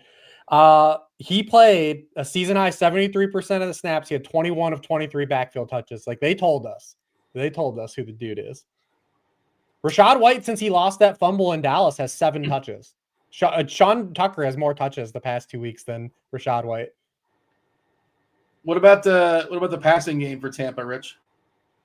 Yeah, I mean, you got to love it. I heard those numbers you said about Baker in projected ownership, and that seems pretty wild to me, especially, kind of given this matchup. I mean, obviously a guy that threw 40 passing touchdowns seems pretty interesting on a slate when you're telling me he's only going to be like, what, 12% or like, 10 to 15 compared to some of these other guys. Because Baker was absolutely awesome this year, and he was awesome this matchup, and he was awesome under Liam Cohen, who really put an emphasis here on the short passing game. I mean, when Baker threw the ball within 2.5 seconds of the snap, he completed 78% of his passes, 27 touchdowns to 3 interceptions. When these teams played in week 1, he averaged only 2.4 seconds per throw. And when he got the ball out in that same allotted time, he was 18 of 21 for 8.9 yards per pass attempt and 4 touchdowns. The quick passing game has destroyed Washington all season. Quarterbacks that have gotten rid of the football in under 2.5 seconds against Washington have a league-high 7.7% touchdown rate, and they're 20th in yards per pass attempt allowed. So, I mean, I think Baker is absolutely going to cook here in this game again. It's going to be a Baker game. So if you want to use that as leverage, I think that we've seen all year, though, you can, like, this is the spot where you can play the Bucs onslaught. Like, Bucky Irving paired with Baker Mayfield is fine, because this has been the number one backfield outside of Detroit in terms of fantasy production. And now that one guy is getting the crux of the work, we've seen the ceiling he's had for fantasy and the inherent floor. Since he's come back from the week 11 bye, Bucky Irving in his full games played has averaged 22 touches for 136 yards per game. So you have that upside, and we saw him get used as a pass catcher last week too, when Rachaad White just didn't play since the fumble. So I think you can play all these guys. Washington has been a run defense we've targeted the entire season. They allow the most yards before contact per rush against running backs. They're 30th in success rate against running back runs, 30th in yards per carry. Like, it's a dream spot as a home favorite. All right, Rob, jump in here. You're in those single entry streets. We like those single entry streets, and we're talking about Bucky being like 60, 65, whatever percent owned, heavily owned. In large field, he's going to be like 85, 90. Do you have the stones to not play Bucky Irving in a single entry contest? Well, that's going to be one of my main points. But the first thing I want to say is, in regards to TJ, I absolutely do not have to respect Olamide Zaccheaus at all, ever in my life. It's not a thing I have to do. I said you have to respect the usage. I don't have to. I don't. It's not a thing I have to do. All things you don't have to respect. Fair enough. So I think that it was actually Rob in the YouTube chat, just under his burner account, just pissed that I brought up Zaccheaus. I am Terry McLaurin's agent. I think that I am very happy that this is the last game on the slate, because this is the game that everyone's going to be trying to jam. Everyone's going to be trying to game stack this game. And if I am playing one of the earlier 2 games, this sets up perfectly for me for the point that you were just bringing up, Dean, where, yeah, I'll have Bucky Irving in my lineup, but if I'm ahead, I'll keep him. And if I need to catch up, this is the perfect late swap game. So I can swap right off of Bucky Irving and go into Brian Robinson or any of the other pieces that I think are going to be a little bit more low owned in this one. So I'm going to play it that way. The other way that I would probably play this game is to stack it, but not play Baker Mayfield or Jaden Daniels and just get up to Josh Allen. So maybe just do like a single stack Josh Allen and then stack up this game is another way that I would potentially play this game to get a little different from the field and still have that huge upside. But I think the way that I personally want to play it is through the Eagles, making sure I have that late swap availability. I think it's going to be super important on this slate if you're just doing the Sunday slate, and make sure that you are able to swap off Bucky, get to Brian Robinson or Eckler or whoever you want, and find out who the low-owned pieces are going to be in the passing game and play it through that way. More reason to play 100% Bucky Irving. You just have more flexibility to late swap. See? Absolutely. Bucky, you can turn Bucky and McLaurin into like Robinson and Mike Evans, something like that. If that's what you want to do. And then that's or lower. I mean, you don't have to use all your salary in a 3-game slate. If you wanted to get real wild, or if you really had to catch up, switching it and leaving a bunch of salary on the table and going McMillan and Brian Robinson, if you think that's the way that you have to catch up in the slate. Rich, do you have a take as far as Robinson and Eckler, that split? Yeah, I am on TJ's side for sure on this one with the Eckler stuff. For similar reasons for the Jalen Warren stuff, right? I think it's very similar, the layout. I mean, Washington has really struggled to run the football the back half of the season. I mean, he has 2 rushing touchdowns the past 8 games. He's run for just 4 yards per carry. He's failed to gain yardage on 22% of his runs over that span. The base rate for running backs is 17%. And then when you look at the way the Bucs have been getting beat, it's similar like the Ravens. They're really good against the run, but they have really struggled against pass catching backs. And when these teams did play in week 1, Washington backs caught 7 passes for 100 yards. To be fair, Brian Robinson did have a season high receiving yards in that game. So if you do want to chase that as a carrot for him too, that's fine. Eckler had the 4 for 52. I think he just from an archetype stance, he's going to be on the field more as a route perspective. So I do like him a little bit more. The tougher part, I think, versus Eckler and Jalen Warren, though, is the context of the slate. They're just better running backs on the Sunday slate that could really hurt you, where Eckler's like 12 points might not be good enough. Ertz or Otten? Oh, Ertz for sure for me, because we don't know how healthy Otten is, right? From a top-down perspective. TJ also, I wanted to set the bait for him, but yeah, because Otten, even when Evans came back, immediately soaked up all those red zone targets that Otten was living on, and he just wasn't getting used. Yeah, they're just gone. And then Ertz in general, so I actually do like a little bit of the ancillary Washington guys over Terry McLaurin. One, if you look at over the past 8 games, Terry McLaurin has only led the Commanders in targets in 3 games. And then I'll get to the matchup in a second, but over his past 7 full games, Zach Ertz actually is tied for the most team targets with Terry McLaurin, and he has team high 6 touchdowns over that span. The Buccaneers have been way worse in the middle of the field than on the outside. They are 28th in receptions allowed to tight ends. They're 30th in yards per target. Not that you're worried about Zach Ertz yards, but he's been getting usage. He's been getting touchdowns. Dean talked about his projected ownership, though, so you're going to need to get a little more creative with him. And as much as I do want to piggyback with Rob and say we don't have to respect Zacchaeus, the matchup actually just lines up for him, though, man. It's crazy, especially if Jamel Dean plays in this game. I mean, Zacchaeus plays 50% of his snaps in the slot. The Bucs are 28th in yards per target out slot receivers. They're 3rd against yards per target into outside wide receivers. Zacchaeus has also been targeted on a team high percent of his routes against cover 3, which Tampa Bay runs the 2nd highest rate in the league. So it just does line up for him again, to be You're kind of in that mix. Cooked in the YouTube comments, Rich. I know. I mean, 5'8" journeyman. So Terry McLaurin, I think, is playable for the touchdown equity, right? This is what you're excited about if you want to play Terry McLaurin. He's got 43% of the team targets in the end zone. Only Jamar Chase scored more touchdowns than him. But the Buccaneers, especially when Jamel Dean plays, have been really good against outside wide receivers. And Cliff Kingsbury doesn't move. He does nothing creative with Terry McLaurin. If Terry McLaurin doesn't catch a touchdown, he doesn't really do anything. I mean, he doesn't have, for lead wide receivers, he doesn't occupy that huge target share. And we've seen, like I said, a roster with Noah Brown, Olamide Zacchaeus, Zach Ertz, Jamison Crowder. There's been, over the past 8 games, he's only led the team in targets 3 times. That is we got to arrest Cliff Kingsbury. This can't happen. I've never been an offensive coordinator, but that just seems weird to not say, no, I don't want to move my best player around. I don't understand that. Again, I don't pretend to be an OC, but it's just a weird stance to take. He played 681 snaps this year at left wide receiver, 95 at right wide receiver. He played in the slot 154 snaps. Cliff did this with DeAndre Hopkins. Obviously, Hopkins is more of a prototypical X receiver than McLaurin is. But that was the problem when these teams opened the season. Now, Washington is in a different space offensively because new regime, rookie quarterback in his first start.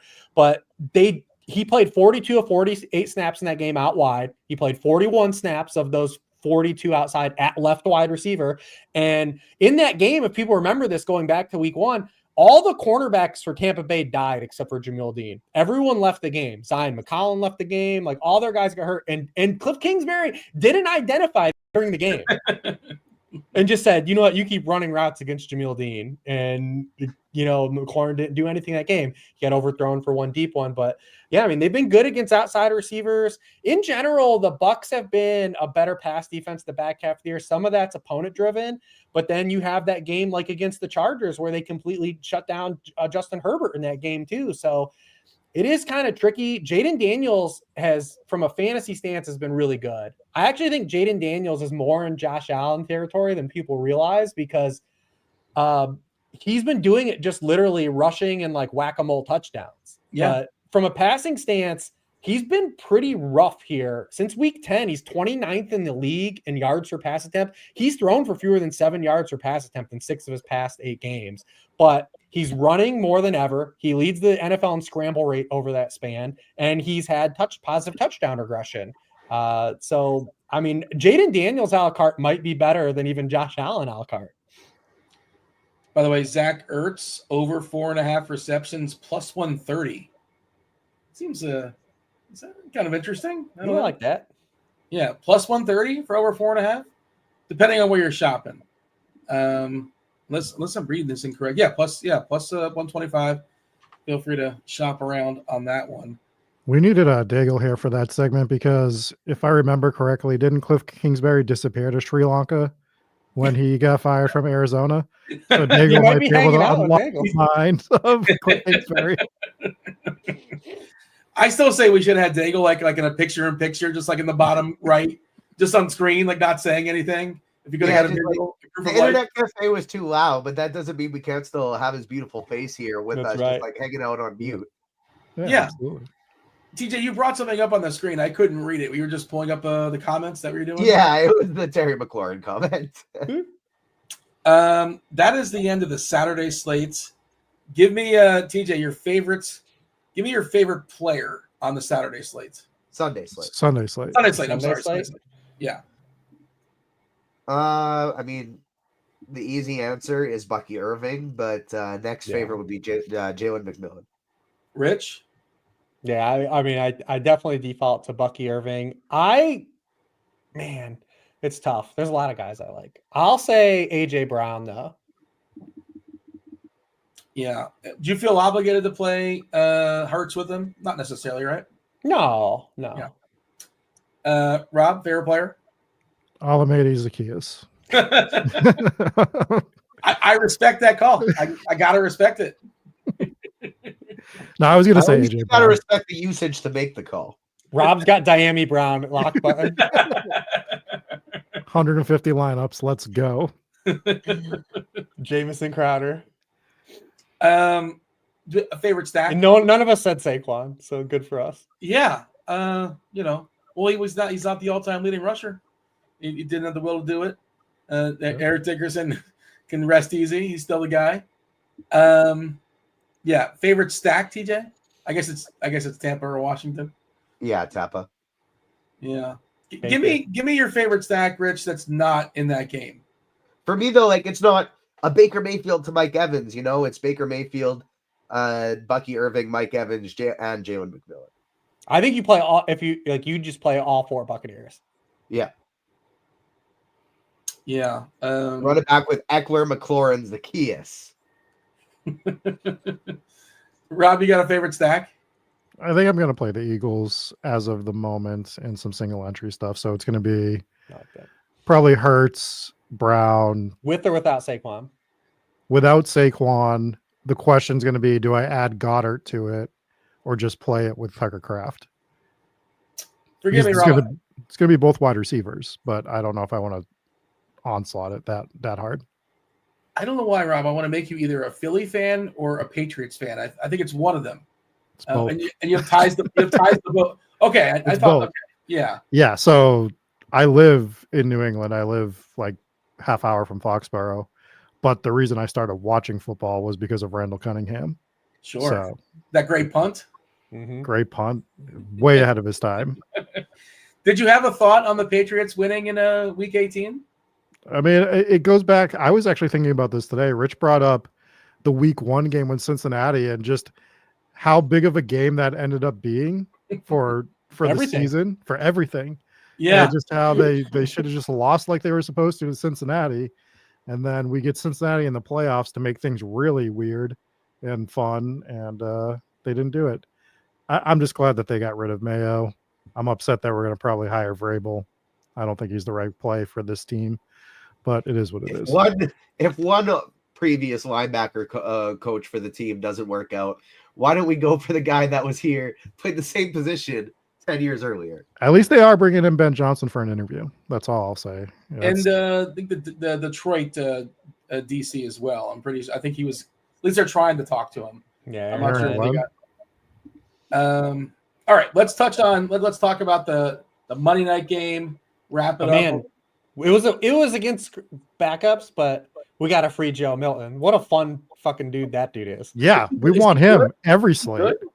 Dude, what That a was fun crazy. guy. We got because he was really fun in the preseason, and I was hoping he'd get a chance to play. And like, dude, he threw a touchdown pass that was called back that I swear he threw 1,000 miles an hour, like on the run. It was one of the most craziest throws I've seen a dude have this year. It was absolutely bonkers. Like, And he we got did to a free this backflip. guy.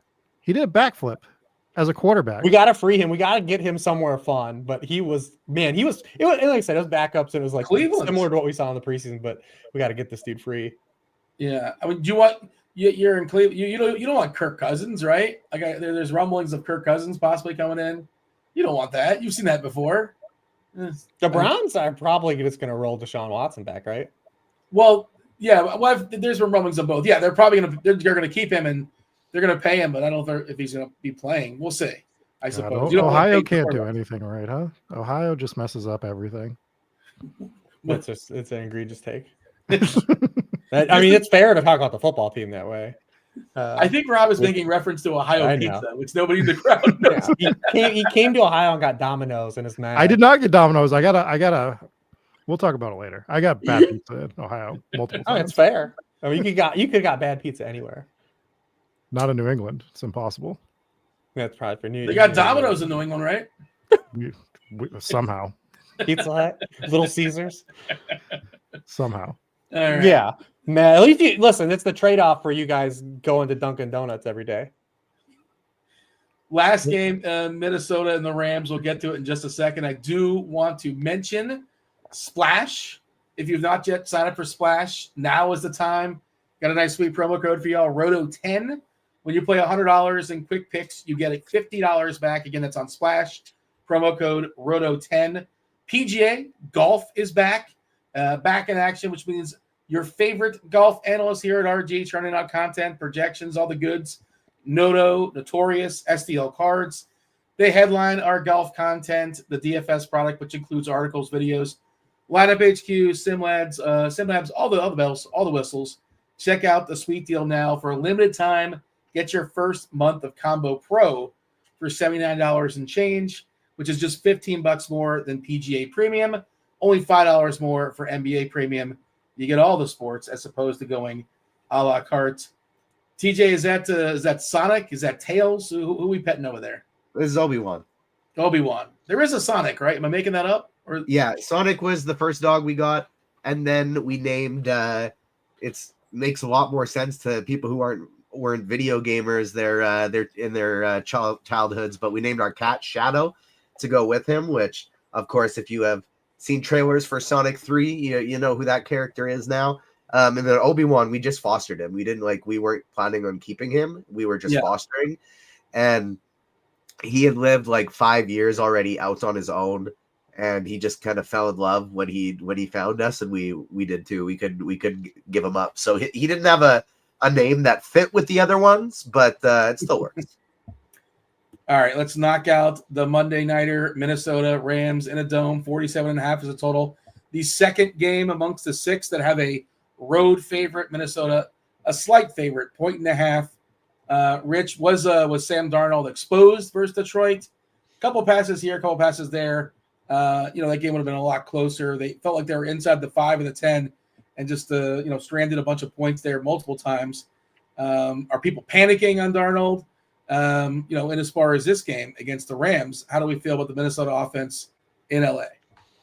Yeah, I think there's probably a initial overreaction. Big picture, I think, is, it's Sam Darnold still. Like, I don't think that a franchise was ready to just like give Sam Darnold the keys, right? I think that they're probably the most likelihood scenario was that they probably tag him or tag and trade him. But I definitely think people are overreacting because we've seen this already a couple times this season. This was the first bad game Sam Darnold had this year. He's had a couple really disastrous outings. He was a train wreck in London against the Jets. He was awful in Jacksonville earlier in the season, and he did bounce back in those games. This one was in the biggest football game with high expectations, and it could have got them the 1 seed. So it definitely stands out. But I still definitely think from a fantasy stance, Sam Darnold, from the crux of his work, has shown us that we shouldn't ignore him, especially over the course of the season, and especially in this individual matchup. I definitely think there's reason to kind of go back to him and think that he can have some upside here. He's thrown multiple passing touchdowns in 12 games this year. When these teams played earlier in the year in week 8 on a short week, he was 18 to 25 in that game, 9.6 yards per pass attempt. He threw 2 touchdowns and no interceptions. He was really good under pressure in that game too. Like, he wasn't like completely exposed. He played an ass game on Sunday night. And to be fair, Justin Jefferson did too. It was a collective unit. Like the Vikings were bad on Sunday. It was a top-down disaster.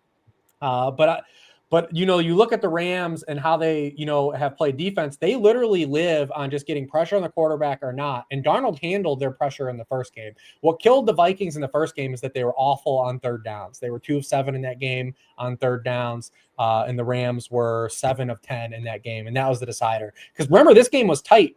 With 12 minutes to go in this game, it was 21-20. Rams were ahead. They score a touchdown. They get the safety that kind of makes it a weird score at the end. But the Vikings were good in this game, and Darnold was good in this game. I think they line up schematically because, like I said, he handled the pressure well. And when the Rams don't get pressure on the quarterback, they drop down to 17th in completion rate allowed, 25th in yards per pass attempt. They also, we brought this up a few weeks ago when Sam Darnold was facing the Seahawks in Seattle, and they were on like a little bit of a run where their defense was coming around. And we talked about their splits against the play action pass and how good Darnold has been using play action. I mean, he's number 2, even with Sunday factored in. He is number 2 in the NFL behind Lamar Jackson in rating using play action. He is 2nd in touchdown rate using play action. He's 5th in yards per pass attempt, over 10 yards per pass attempt using play action. Well, the Rams are another one of those teams that have really jarring splits with and without, the use of play action. They're 23rd in yards per pass attempt against the play action pass, and they're 24th in touchdown rate allowed. So I definitely think if you're playing in the full slate, like, Darnold is definitely on the board in this game. Rob, Minnesota Rams, what do you got? So I think that this is the upset game of the week. I think the Rams are gonna win this game just to get ahead of TJ before he makes his bold Minnesota prediction. And now I don't get to be the one with the hot take picking the underdog with the 1.5 point spread. Not just 1, but 1.5 monster dog. It's down to, I think it's close to a pick in some spots. Is it? I Yeah. wrote this down earlier today, and I guess it's changed. So I'm not going to be playing a lot of this game because I'm not going to be doing the full slate to the Monday. So this game would throw a monkey wrench in a lot of things because you want to get a lot of these pieces in your lineup, but they are just so expensive. Jefferson's 8,100 over on DK. You'd want to play Puka Nacua at 7,600 for sure. Like, he's, to me, like the staple of this. If I were to play, I'd probably play it with one-offs with Puka, and Hawkinson is the other way that I would probably play this particular game. He's 4,200. That way I can get my exposure to this Monday night game. It's tough to fit in there, man. This is a tough game. FanDuel has the double primetime slit, the spot where it's Bucks, Commanders, and this game. We need another slate, so it's good they made that. Make it a little bit more confusing for content. Yeah. Let's bring it up in all twos, right? Like, just two. They used to be a throwback, the Sunday night, Monday night slate. That was my favorite slate of all time on FanDuel back in the day. It. Yeah, it's not the same. It's not Calvin Johnson same. Or you said you can't log into FanDuel, right? I've tried a million times, and it's just every time I gotta like go to the FanDuel headquarters and talk to the president. Are you human is the important question. You gotta... but I'm looking at the big slate, the 6 gamer, and obviously grain of salt with the ownership. But Puka 29%, Karen Williams at 24%, Jones 20, Jefferson 15. The quarterback's not terribly popular. The 2 pocket passers, Addison around 10, Hawkinson around 10. Anything wet your whistle there? Who made that sound effect? Was that Rob? You got excited about something? No, that was Rich. But Hawkinson at 10% feels like an absolute lock to just jam him in there. For the 6 gamer. The ownerships are going to be different depending on the slate. size. And if you're just playing the showdown, of course, it's going to be higher because there's less pieces, as far as cutting the pie. TJ, how do you feel about Minnesota and the Rams, despite you got to respect the potential upset here of the Rams at home as 1.5 point dogs? I do like the Rams to win in this one, but I'll break it down kind of from a showdown perspective for the people who are going to be playing that on both FanDuel and DraftKings, since that's sort of my bag anyways, and I'm not going to be playing the 6-game slate of any kind. So from a showdown perspective, I think Nakua is obviously going to be like the optimal option on both sites. But on DraftKings, I think my favorite way to get a little bit different, we don't have ownership projections on that game yet, but with a nice cheap price tag and lots of people I want to spend up for in this game, you got the quarterbacks, you got Kyren Williams, Puka Nakua, Justin Jefferson. I think Jordan Addison is going to be my top captain option, and I even think he's a sneaky MVP option on FanDuel, where you don't need the salary savings because you don't get penalized for it in the MVP position. But I do actually think there's a chance Addison could end up being just the highest scorer in this game in general.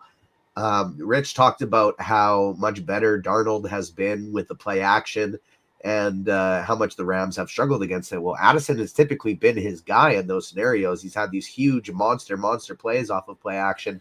And so I do like Addison a lot as my kind of contrarian top option for captain on DraftKings. In terms of the flex, getting a little cheaper with it, TJ Hawkinson, and I think the kickers are fine, but Hawkinson is by far a better option in that price range. And then I don't think it's crazy to go with some Cam Akers as a salary saver. He's been involved throughout the year, not just as like, hey, Aaron Jones needs a little bit of a breather. Like, he's been planned to get in the lineup, and he actually looks good. He's looked more explosive than Aaron Jones in a lot of these outings. And now it's revenge Dean. And so I think Cam Akers is a little bit interesting here. I forgot about the Cam Akers revenge. As a tournament option. You also got Tyler Higbee kind of stepping into maybe a more prominent role now that he's healthy, all the way down at 3K. So that's kind of where I'm standing for showdown on that one. Yeah, Corum got hurt last week. Lest you think that Kyren Williams is not going to have 100% of the running back snaps. He can get a lot of touches. Yeah. On FanDuel, if he's not like in the top 3 or 4 highest owned MVPs, even though Minnesota's not the best target for running, I still am gonna like Kyren there because I can see a scenario where like Jefferson, Nakua, and both quarterbacks are higher owned, and if that's the case, I will like him a lot on FanDuel as an MVP. Are there any takes we want to fire off before the playoffs start? Any real bold takes besides like picking 10-point favorites, like who's winning the Super Bowl, things like that? And is Detroit going to get knocked out, in their first game in round 2? Does anybody have a hot take overall? I know, Rob, you're in those the best ball streets, and a lot of times obviously your first 3 picks kind of dictate what you're doing.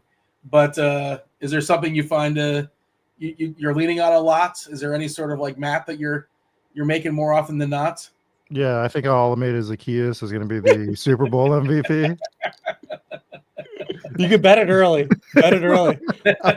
No, I think that I think the NFC is gonna be Philly, and that's the way that I've been playing a lot of the best ball drafts that I've been doing. I mean, again, we're building a portfolio if you're drafting at least, a couple dozen teams. So it's not everyone, but I think that it's going to be Eagles. I think it's going to be Eagles Chiefs again, as boring as that might be for some people. Yeah. And that's sort of the way that I've been playing it. I just think that defense in Philly is too good this year to not make it to the Super Bowl in the NFC. But I do like that it feels more wide open this year than it has in other years, is what I am excited about for the playoffs this year. TJ, any hot takes you want to get out there as far as Super Bowl wide or whatever? Anything before we lock it in so you can make the victory lap later? I haven't looked at the seating or the direction things would have to take for which one would play them first, etc. But I think this is the year that Josh Allen or Lamar Jackson finally take out Patrick Mahomes. That's setting up to be the next week's game. Bills-Ravens. Yeah. Bills-Ravens is next week. Yeah, that's the likely outcome. Whoever wins that one is going to be taking out the Chiefs this year. Well, the Ravens are frauds, so that's not going to happen if they get through. Rich, you got anything? I don't have any hot takes. I think I said in like week 7 or week 8, I was openly rooting for Bills Lions because I thought that would just be a win-win for the NFL. Obviously, a first Super Bowl winner. I really just enjoy watching the Lions play football, man. I just really enjoy watching the Lions. I hate betting against Dan Campbell. They do fun shit. I want to root for him. Yeah, I'm right there with you. But it's also backing Jared Goff against all these other guys. Yeah, it is weird. Eventually, I feel like that's going to run out. Detroit chanting his name every single week. The fans. I do want that too. I just feel like that's to me. It would remind me. I think of the comp I made was the World Series when it was Cubs Indians, and it was just like one of them has to win. That's how I feel. And granted, it's the Chiefs, man. Like always, it's hard to fade the Chiefs, right? Like they just do what they do. Yeah. They're the 1 seed. They're gonna be 3 weeks plus rested. And we take it for granted. I know that it's not fun to root for the team that always wins, but I like watching historical stuff. And the fact that they have a chance to basically be in the AFC Championship for 7 years in a row, they're just the Patriots now. It's crazy, man. It's wild too how there's always been that constant in the AFC where it was just always the Patriots, and then as soon as Brady's gone, it's just always the Chiefs now. You didn't see the AFC in the 90s when I think the NFC though is where we're going to see wild things happen, right? And I wouldn't go out and say the Commanders are outright win, but if the Commanders won this week, how shocked would you be if the Rams won this week? I think the NFC is where all the games are just yeah, you can make a case that team could win.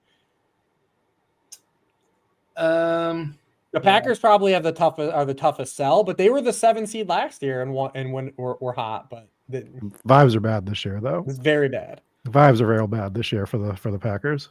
But LaFleur is a good coach, man. He knows what he's doing. The Philly, it's bad vibes. There's bad vibes though, Green Bay versus Philly. There was kind of weird vibes.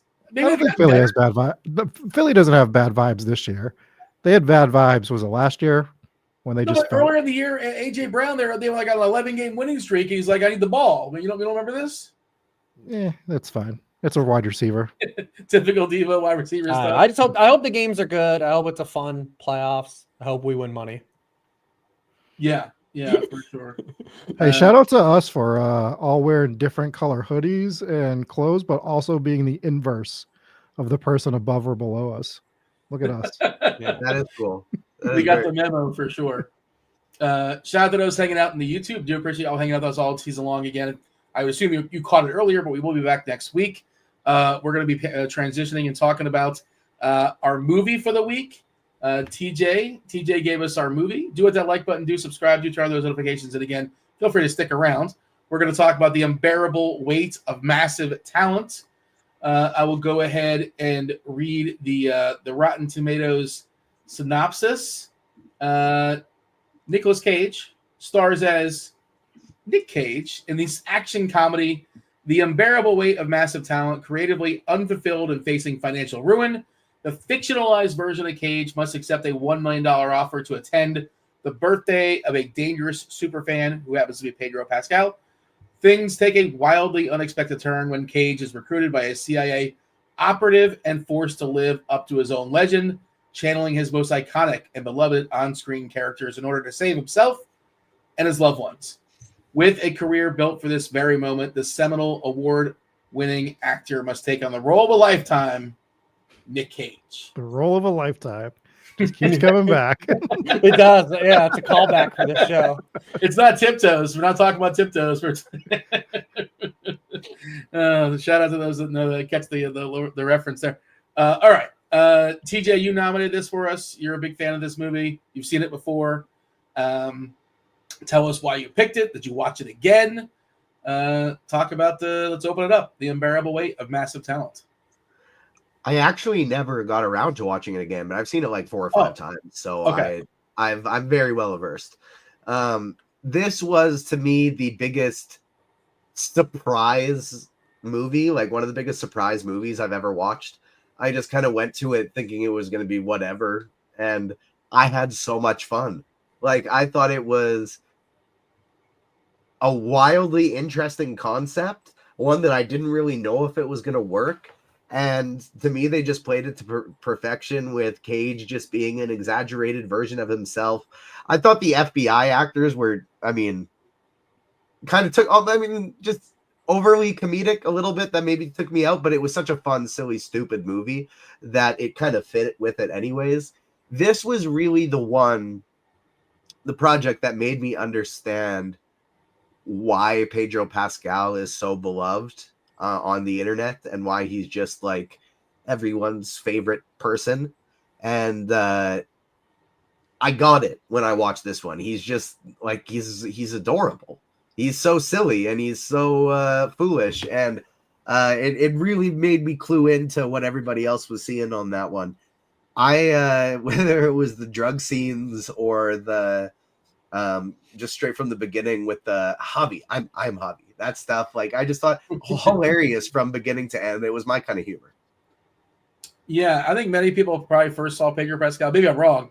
The Last of Us. I feel like that's where people became familiar with him. He was already a megastar. Yeah, Game of Thrones. Well, he wasn't like Game of Thrones, but he was. Since He was the like a side Mandalorian, guy. even though you don't really see his face, since the Mandalorian, he's I think been like Narcos too, one of the most famous people on the planet, just because the people watch internet's gone Narcos. wild for him. Yeah. Since Narcos were, I'd say, probably the first one that people really, because he's been around for a long time, but I think Narcos is where it started. How long did Pedro Pascal? No spoilers. He didn't last very long in Game of Thrones, right? Am I correct in saying you only had a few? Every scenes? time I rewatch Game of Thrones, I actually watch that fight all the way up until that scene, and then I turn it off. Okay. I can't rewatch it. He's only in a couple episodes. Just that episode? He's in the whole season. He's in all of season. 4, okay, right? it's been a while. Yeah, it's been a while for me. Yeah. Okay. I did a rewatch not long ago.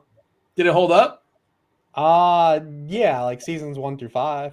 And you just stopped? It's like you can't. You don't No, I did. So, but that episode I watched that scene because that's like the penultimate episode of that season. Up until that very fight when he gets his leg swept, like when he's doing, I turn it off. I can't watch his head get crushed again.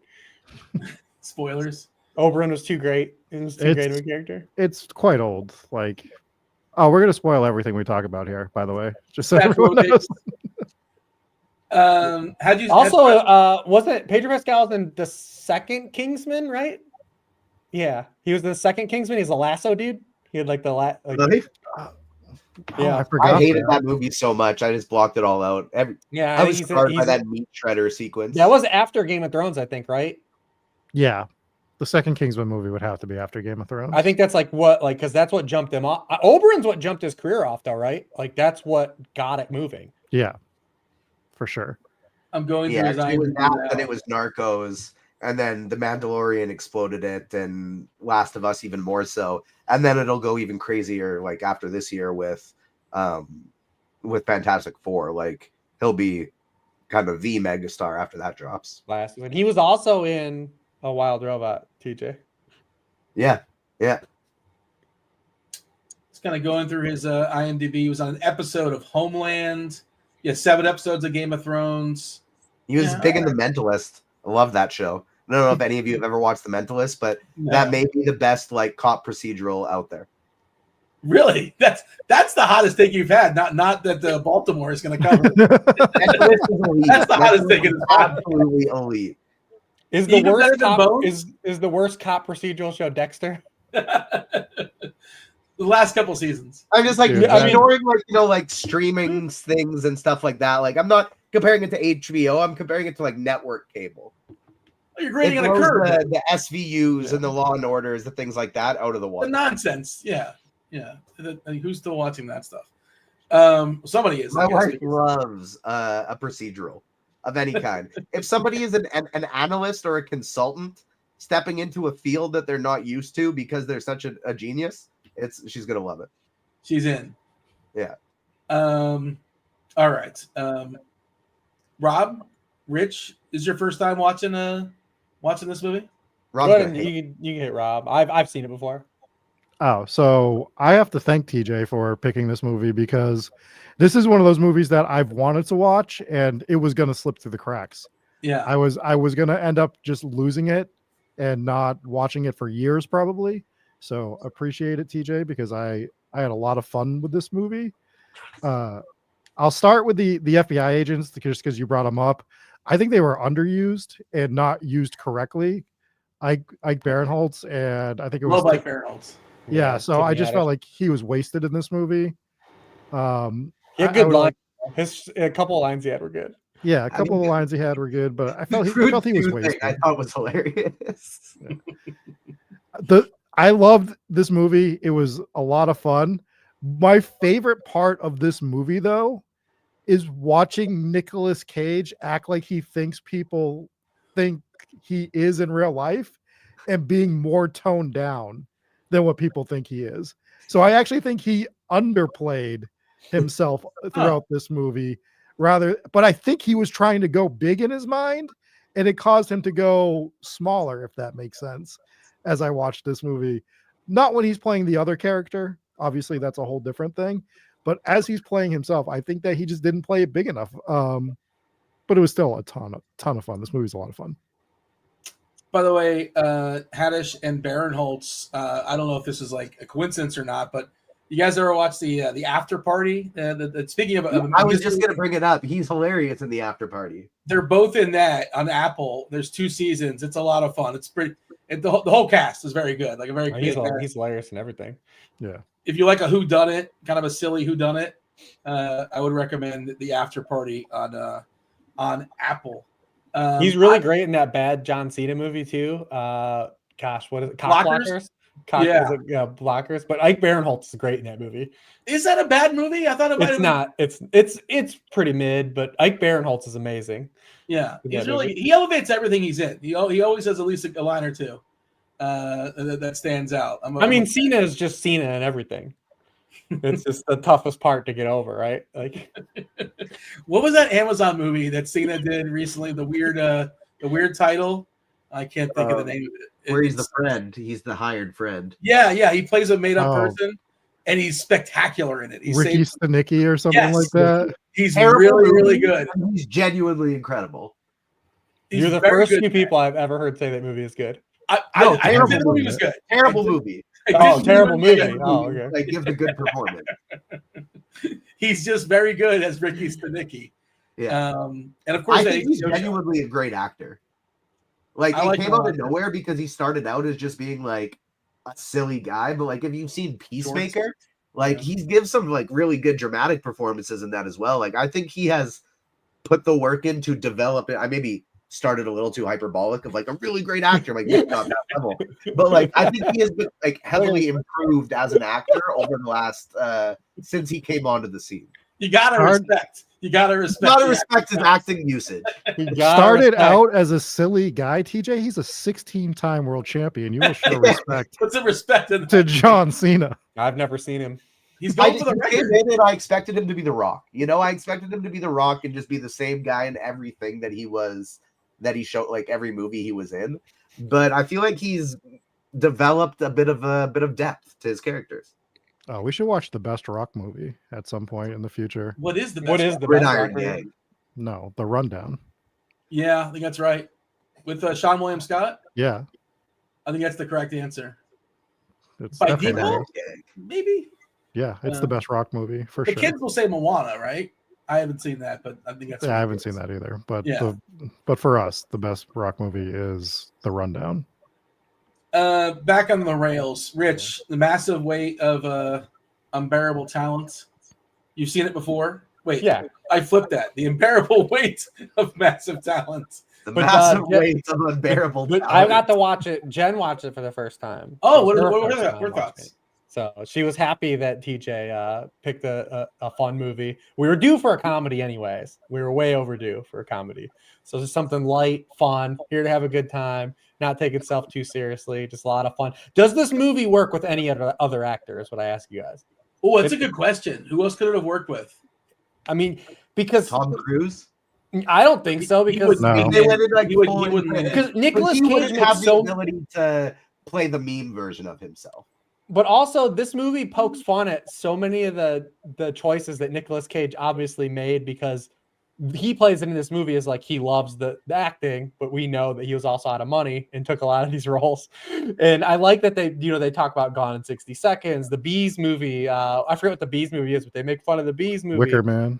Wicker Man, yeah. I like that they poke fun at all of those things. And I don't know how many other actors are like willing to do that. Man, that's a great question. Widespread filmography that he has. Yeah, who else has that filmography of just like where they blatantly made stuff that's just like, you know what, I'll take this money and I'll have fun with it. Because in all those movies, he's doing fun stuff. Like he's like Con Air, he's doing like he's in the River of Ham. In Con Air, he's in the River of Ham. Like that accent he's doing, like his hair, like it's incredible stuff. Face Off's the most ludicrous fun movie that's ever existed. Yeah. Yeah, that movie's a lot of fun. So they did a movie sort of like this years ago with Jean-Claude Van Damme. Yeah, but he can't make it work like Cage can. No, of course not. Not in the acting department by any means, but no, it needs to be a big actor that everyone knows still too. It would have been 15, 20 years ago. Would be John Malkovich probably would be the guy that you could maybe do it with. He would probably play into it. He feels like he would be fun, but it's got to be a pretty big name. Could Sam Jack do it? Could you do it with Sam Jack? He's got a lot of bad movies, and he did a lot of bad movies for the money. He's got a lot of great movies too. He's got a high variance, big GBP play as far as his movies. He does some like weird movies too. I had to watch one with him and John Cusack. That wasn't Room 1408. It was a different Stephen King adaptation, and it was garbage. And then you could just watch them both mailing it in throughout the entire movie. Maybe Travolta. That's a good answer. God, I think that's a good answer. Really bad movies too. A lot of terrible movies, Travolta. Yeah. I like that. Bruce also, Willis, if you're the all-time lead in this movie, is that this movie finally acknowledges what we acknowledged last year on the Pick Six. Paddington 2. Paddington 2. Waiting for it. It's the absolute truth. The absolute truth. I was like, that alone is going to make Rich love this movie. I did the point gif when they talk about Paddington 2. It's like, Paddington 2! We were on top of it. We were way ahead of the time on that one. What are your thoughts, Dean? We need your thoughts. Yeah, it's a blast. It's a lot of fun. I really appreciate how they leaned in. Everybody was happy. You could tell everybody was having a good time. Completely absurd, but a lot of fun. I like Haddish. I like Barinholtz. The whole cast was solid. Demi Moore, by the way, it just kind of coincides with her comeback. We saw Demi Moore because this is what she was doing, like playing like a bit role, like barely makes an appearance in this movie. And now I guess she's going to have somewhat of a resurgence at 61, 62. Shout out to her. Yeah, I didn't like that cut at the end. Yeah, she did. She won it for Substance. The Substance. Yeah. I did not like that cut at the end, by the way. I mean, I know tons of movies have done it. Yeah. I thought it took away in this movie more so than anything. I thought that it sort of took away the emotion of that scene. Not that this is like a drama or anything, but when you cut away from the characters that you're following in that moment and it's different characters, it's like, that kind of sucks. It's like Tropic Thunder, right? Kind of a Tropic Thunder thing. Yeah, but Tropic Thunder was more fun. At least. Very Austin Powers. Yeah. Yeah. But yeah, I had a good time with it. I think it was. By the way, if you guys want to watch The Unbearable Weight of Massive Talent, I'm talking to the audience. I was trying to find it. Like, where's it streaming? It's not streaming anyway for free, but in like 8 days, it's on Netflix. Just a heads up. Yeah. Of course. Way to go, TJ. Way to go, TJ. Nice job, TJ. Thanks. I found it on Netflix and it says like, yes, it's coming in like January 16th or something like that. So like, okay. So there you go. If it's going to be streaming on Netflix in about 10 days or so, whatever it is. So I had to pay the $4. Thank God it was good, TJ. I apologize. Listen, it's on Prime Video in Canada, so I didn't know. Listen, I would rather pay the $4 I paid to watch this movie than to watch the free movie I had to watch yesterday. Well, I'm keeping a tab. D owes me $36. That's fair. Was there one movie that just like you're overcharging because you hated it? Is it? I'm not sure how you get the 30. Yeah, whatever that foreign film where the guy tries to solve the murder mystery. That I forget the name of it, but I was really mad at it. I was just angry the whole movie. Yeah, I forget what it's called. I forget what it's called too, but I really like that movie. But we'll discuss about it. I can't even think of the name of it. I think it was in Italy or something like that. We got Neil hanging out in the chat. Neil Orfield asking what we're talking about. Yeah, we're talking about movies, Neil. Yeah, you missed the important stuff. Has anyone seen Anora yet? Neil's wondering if he should watch it. It's on the list. I hear it's amazing, especially the first half. But I haven't seen it. Have you seen it? No, but it's like typically before the Oscars, we'll do like go through all the Best Picture nominees. The best movie I've seen recently is Juror Number 2. Have you guys seen Juror Number 2? I haven't seen a movie that this show hasn't recommended since the summertime. I had to watch The Mousetrap last night, and I gave that a 0.4 out of 5, if you were wondering. What is that? Is that like Nathan Lane? What is that? God, this movie, wish it had Nathan Lane in it. Are you thinking of Birdcage, Dean? Okay. Yeah. What is The Mousetrap? I don't know what that is. Like The Mousetrap is a new horror movie that they rushed out because Steamboat Willie, they don't have the hold on it anymore for Disney. So somebody rushed out a horror slasher movie, and boy, did they rush it out, because this is one of the worst movies I've ever seen in my life. You can hear me rant about that next week. You might like The Mousetrap. What was that movie called? Winnie the Pooh was Blood and Honey, and that movie was bad, but I would watch that one 100 times over watching this one again. And at least the second Blood and Honey, they hired my friend Matt Leslie to write that one, and he kind of fixed a lot of it. So, and we get that Popeye one coming out soon too. I'm sure you're excited about that. Yeah, they have Popeye, they have Peter Pan, they have a Bambi horror movie coming out. Yeah. Oh, gee, who wants to see that? And it's called the Pooniverse. Yeah, not me, but guess who's going to have to? Me. Not me. For your podcast, I assume. Is that what? Yeah. I mean, it's better than the live action Disney remakes they're all doing. That's true. They had Guy Ritchie do one of those. They had Guy Ritchie do Aladdin. I watched it. Terrible. Yeah, but it wasn't even like a Guy Ritchie movie. I was like, why would you hire Guy Ritchie and not make it a Guy Ritchie movie? Right. I don't know. It was weird. Anything else you want to say about The Unbearable Weight of Massive Talent? It's just a lot of fun. Yeah, it's absolutely. Watch it. It sounds like we all enjoyed it. It doesn't overstay. Watch Paddington 2 after you watch that. Doesn't overstay its welcome. Very good movie. I'll give it my score. I think that this is a 3.7 out of 5. Ooh.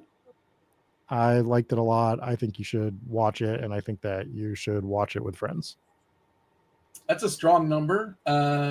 Should we get more scores, or shall we jump and knock out the IMDb and the Rotten Tomatoes? We do that. We can do it either way. Order of operations. Yeah, that was me.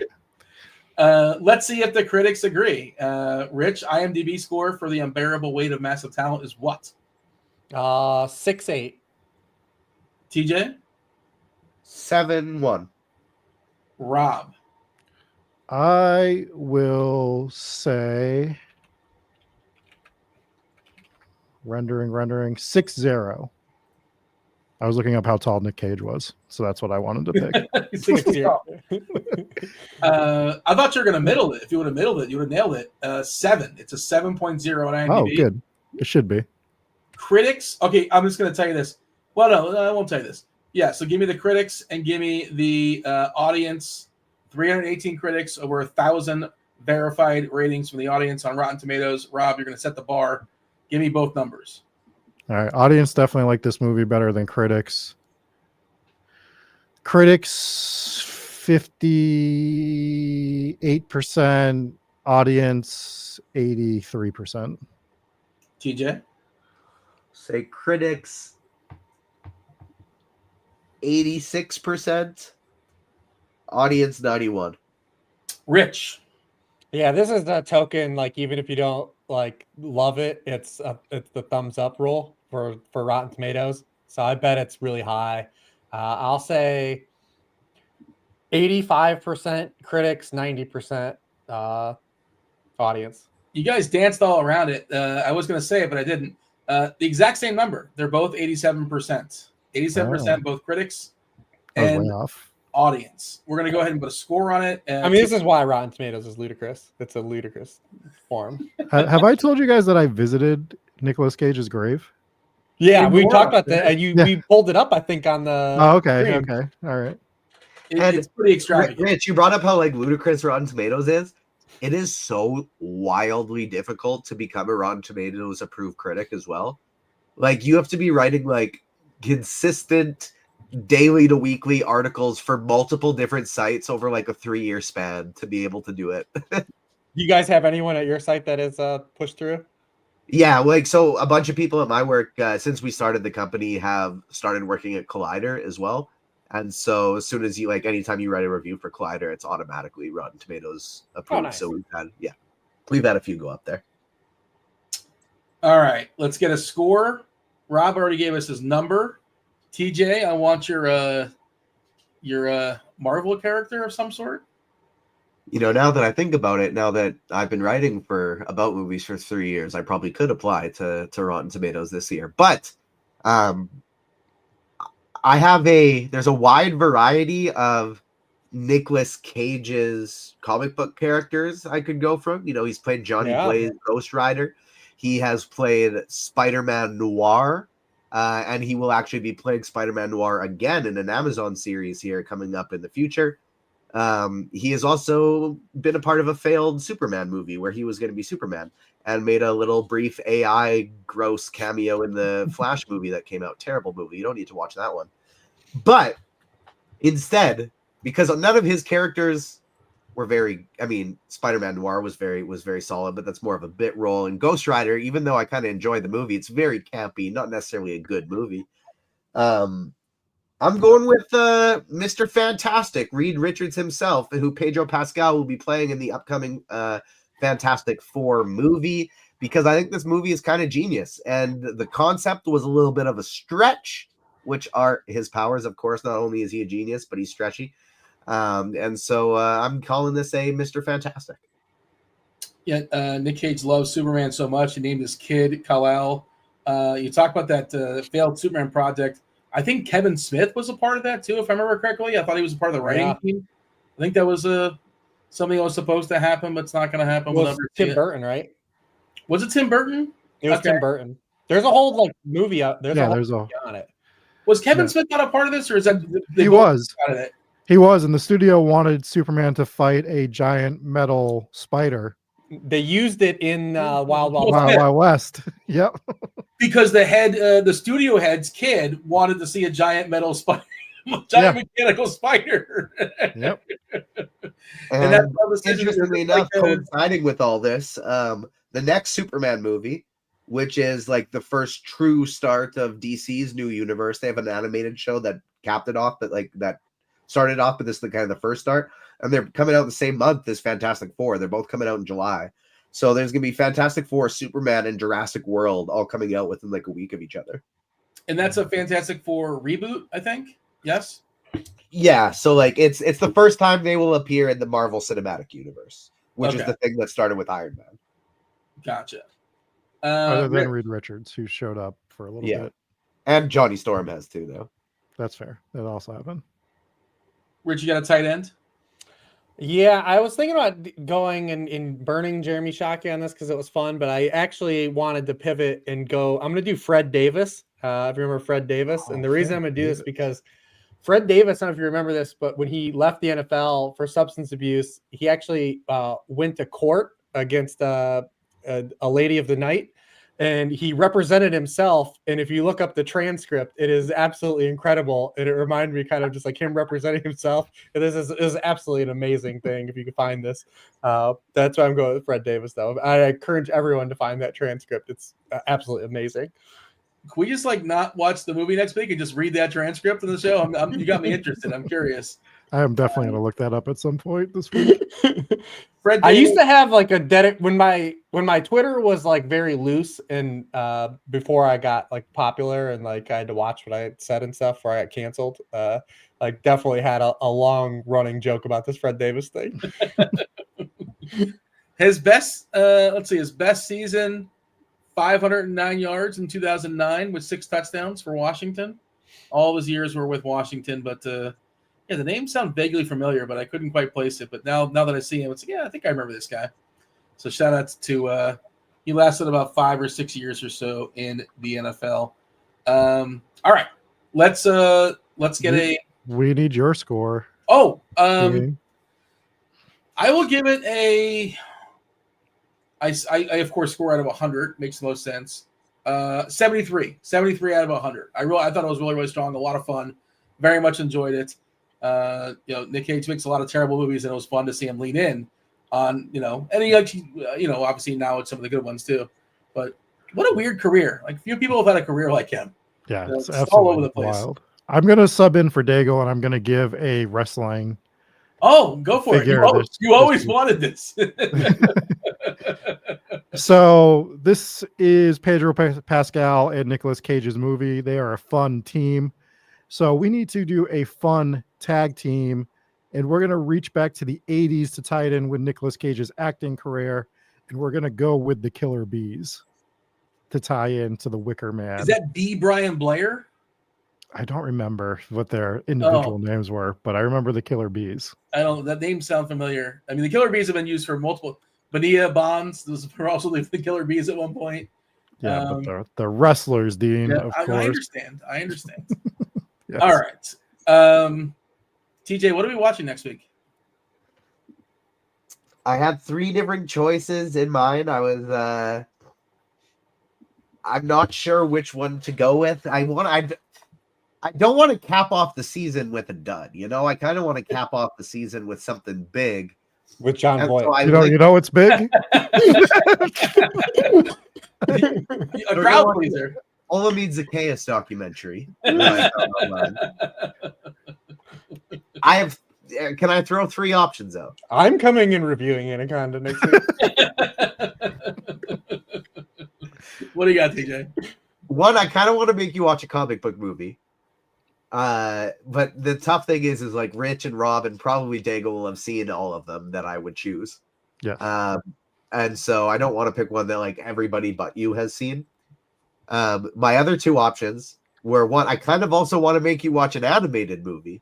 Oh, Because I know that's very outside of your niche. And then the other one was a comedy that I recently just used for Film Friday on Grinders Live. That's one of my favorite comedies. Was one of my favorite comedies ever growing up that I'm assuming people have seen, but probably not for many, many years. So I'm throwing that out there as well. So my options are The Wild Robot, which is an animated movie that's going to be nominated for a bunch of awards, or Accepted with Justin Long, Blake Lively, and Jonah Hill.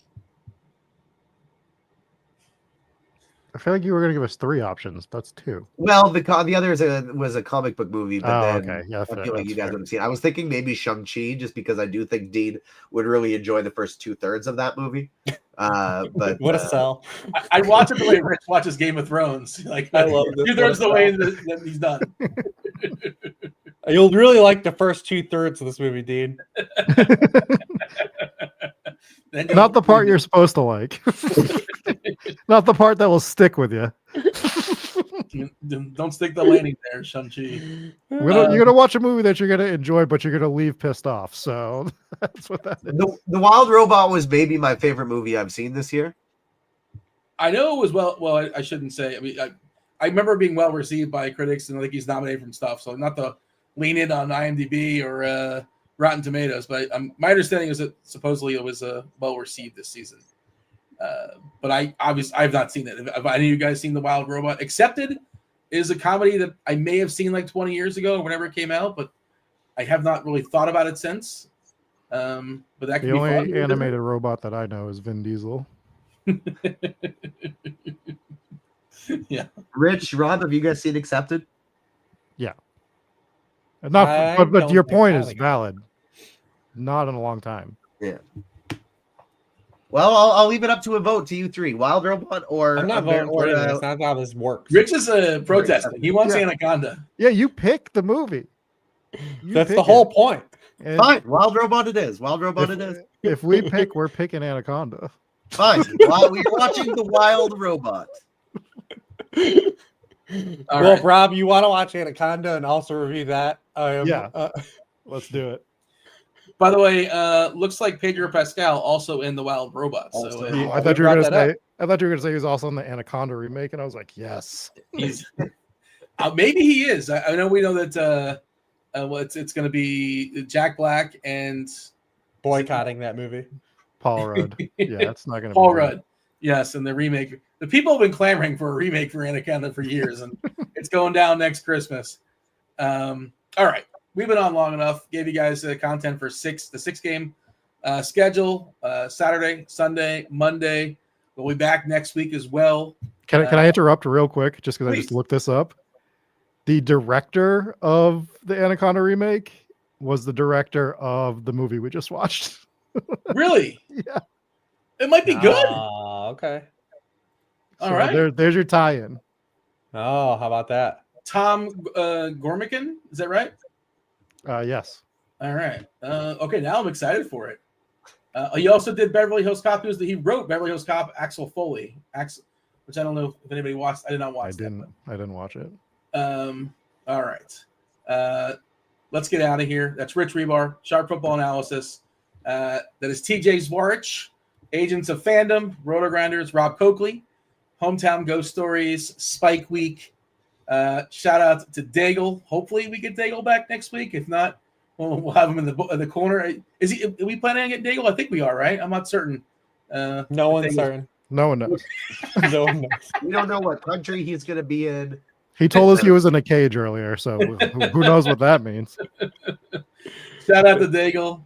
It's like 7 a.m. in Sri Lanka right now. I'm Dean, RotoGrinders. Go win something this week. Good luck. We're out of here. Oh!